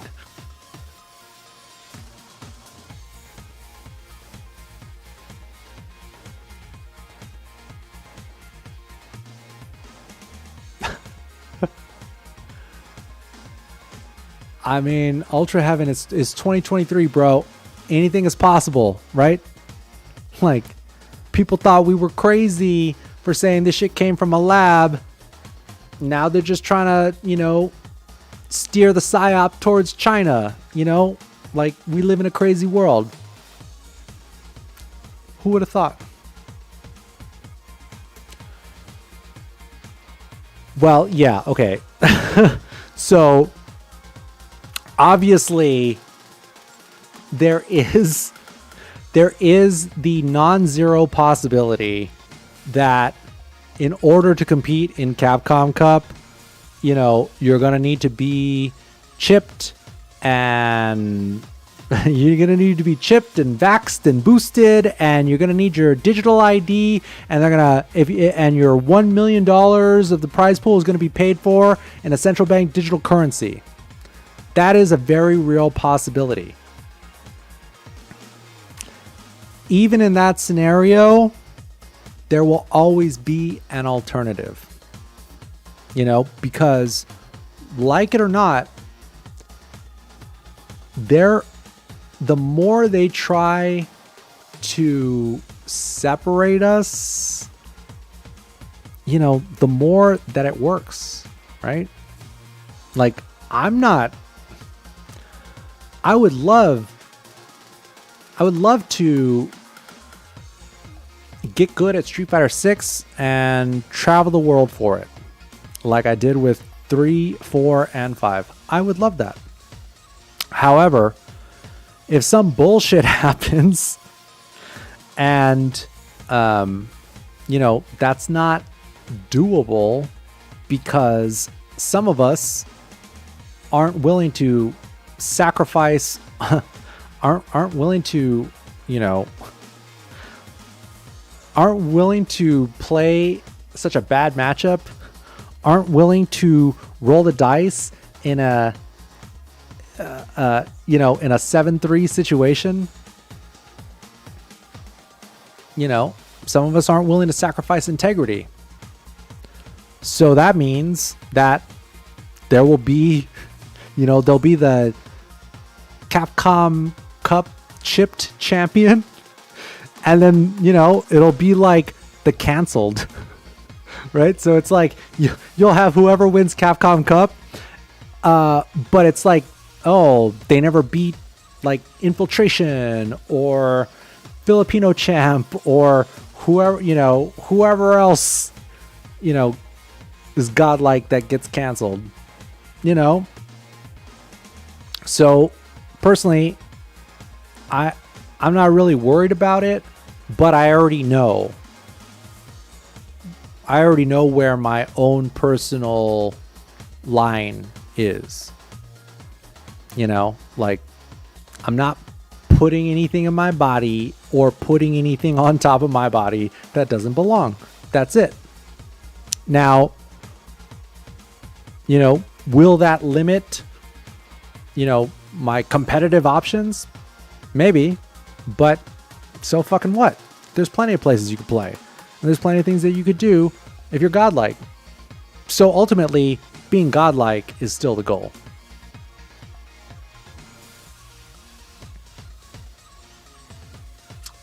Thank you, Slims. I appreciate that. Yeah, Sweden didn't do any of that stuff, right? You guys got along just fine. And you lived to tell the tale.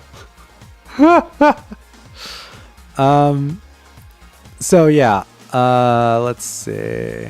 Your life situation. So we talked about, building new habits. We talked about getting your support structure in order if necessary. And the last thing to consider in this category is travel plans. For example, the game comes out in early June. The first major is going to be CEO in Orlando or Florida, whatever.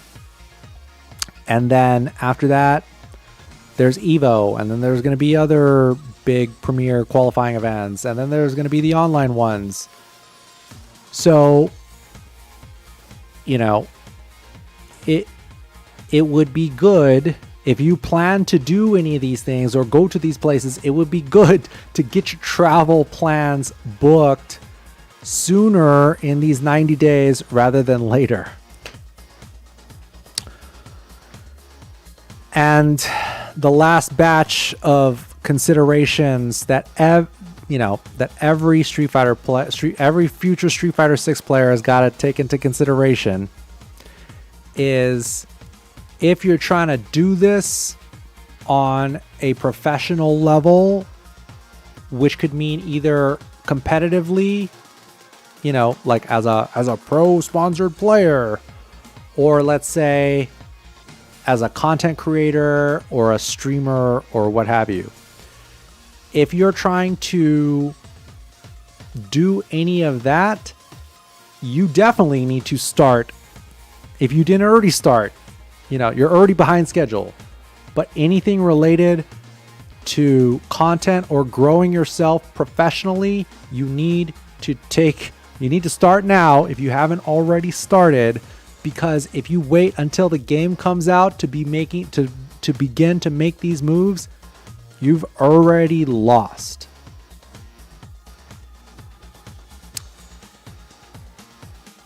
Thank you for coming to my TED Talk.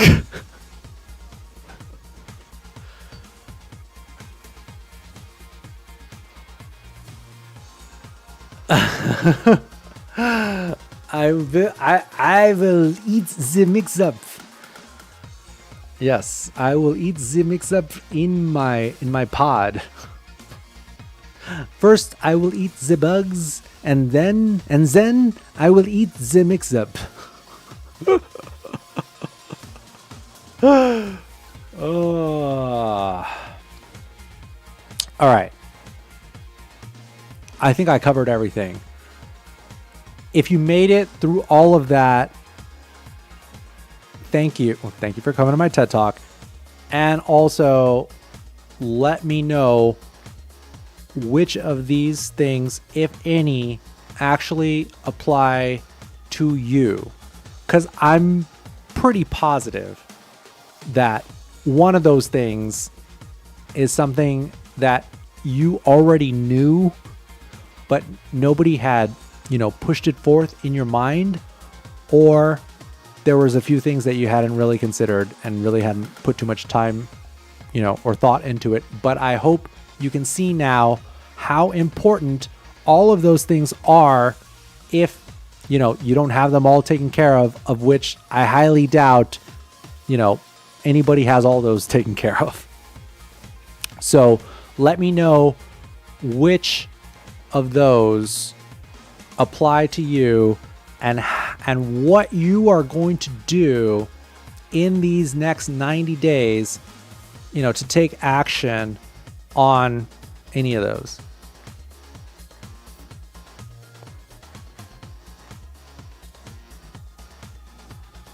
Oh, yeah. Oh, well, Mikey Joel, of course.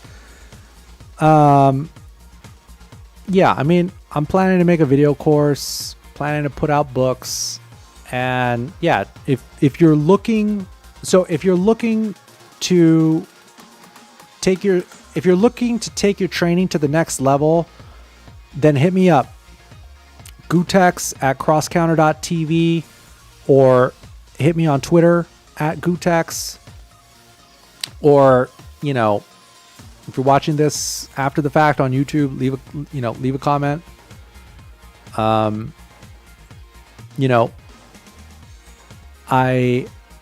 I've trained tons of people one-on-one. I've trained people in groups. You know, we can, like, I'm not I'm not cheap, but I'm sure we can work something out, because ultimately, I don't know. I mean, there's lots of ways, you know, there's lots of ways to exchange value between people. You know, fiat Biden bucks, you know, is just one of them. So, you know, if you have something to, you know, something to offer in exchange as a trade, hit me up. You know, I'm all ears. I want people to get better because I want people to reach their goals so that they can experience what they want to get out of this whole thing, whether it's winning that $1 million or, you know, getting to travel to your first major, or just beating your friends, or, you know, somebody in close proximity. Whatever it is, whatever reason you have for why you're trying to get good, I promise you, I can help you get there, because I know the process, and it's very easy for somebody with decades of experience to quickly see where, like, what, to quickly diagnose what the issues are, and more importantly, what are the practical steps that you need to take in order to get past it to the next level. You know,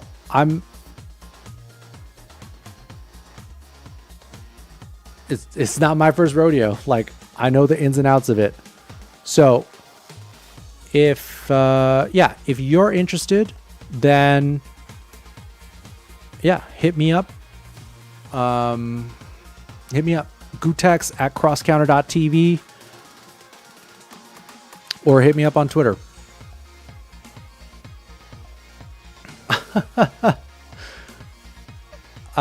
Barry, if you don't win the $1 million, not only is there no refund, but I would say that you owe me even more money for wasting my time. That's right, Samuel Adam. You beat your friends too hard. Now you don't have any friends. I hate to break it to you. 30 years playing fighting games, I've never converted a normie friend into like a fighting game friend. It just doesn't work that way. It's much easier to just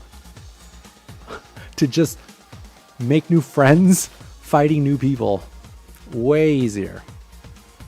Just keep it separated.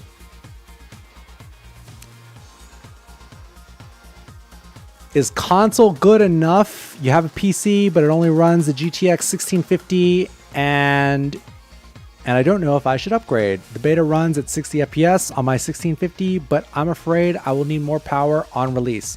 That's a great question. I was told yesterday by the input latency master himself, NYC Furby, that a GTX 1050 is good enough to run the game at 144 hertz.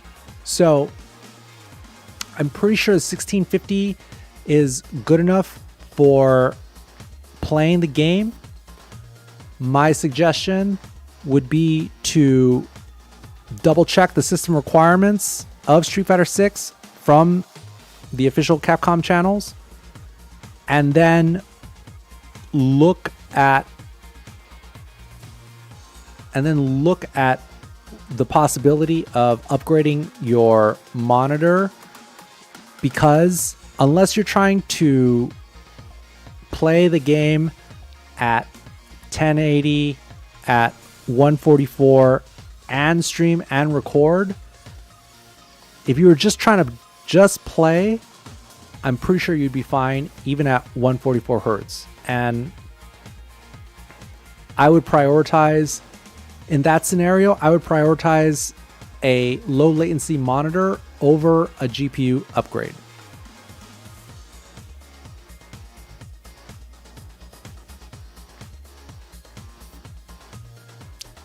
Yes.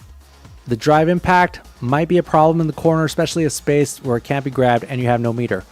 Well, spoiler alert, you can't grab it no matter what the range is.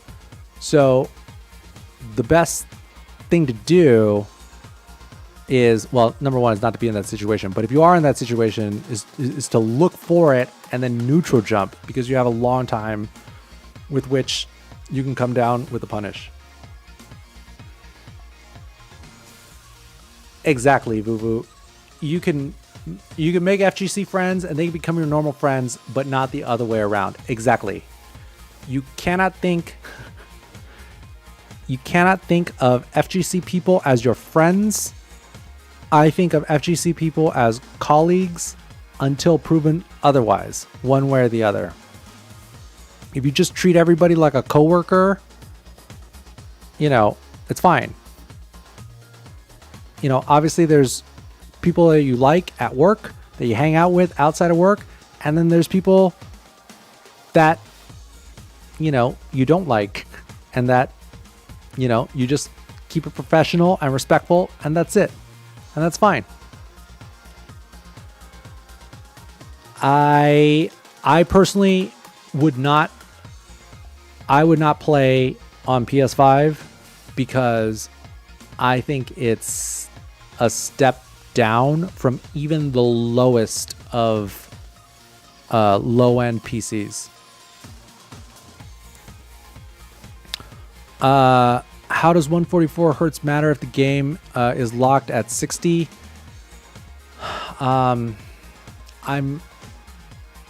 It's above my pay grade to explain it. I would look up some of Arturo Sanchez's videos because he explains it much better than I can explain it. But it matters. But yeah, I would not try to play the game on console because I understand what's possible on PC. When you look at the previous two releases of Street Fighter 4 and Street Fighter 5, there were a couple, there was like a handful of tools that were made for it that is just simply not possible on console. For example, the frame-trapped hitbox viewer in Street Fighter 5 and its predecessor in Street Fighter 4, that's super useful. And if you're stuck on PS5, you don't even have that option.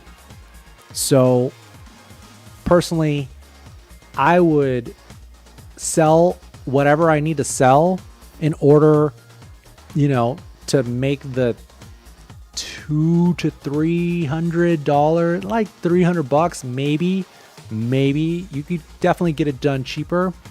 I would rather buy a low-end PC. You can check out, I have a couple of videos on the channel, on the YouTube channel, that you can check out right now that shows how I was able to build a couple of poverty ass you can't even call them gaming PCs, but they do play games.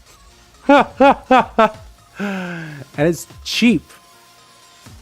And you could run Linux on them, and they'll perform better than bloated Windows machines. Yes, Halibut. Hertz and FPS are not the same thing. They aren't synced, and syncing them incurs additional delay. VSync. Yes. See, even that is a much better explanation than I could have gotten out.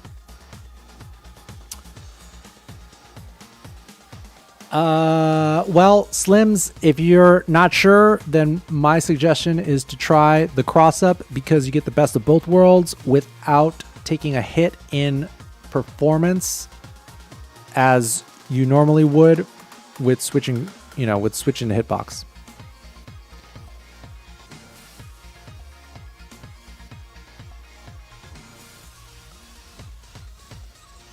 Yes, exactly, Mikey Joel. Number one, would you rather be locked to PS5 and vendor specific controllers, or would you rather play on any controller you want? Number two, do you want to pay an additional monthly fee from now until the end of time, or would you rather just play online for free with the internet you're already paying for? Exactly.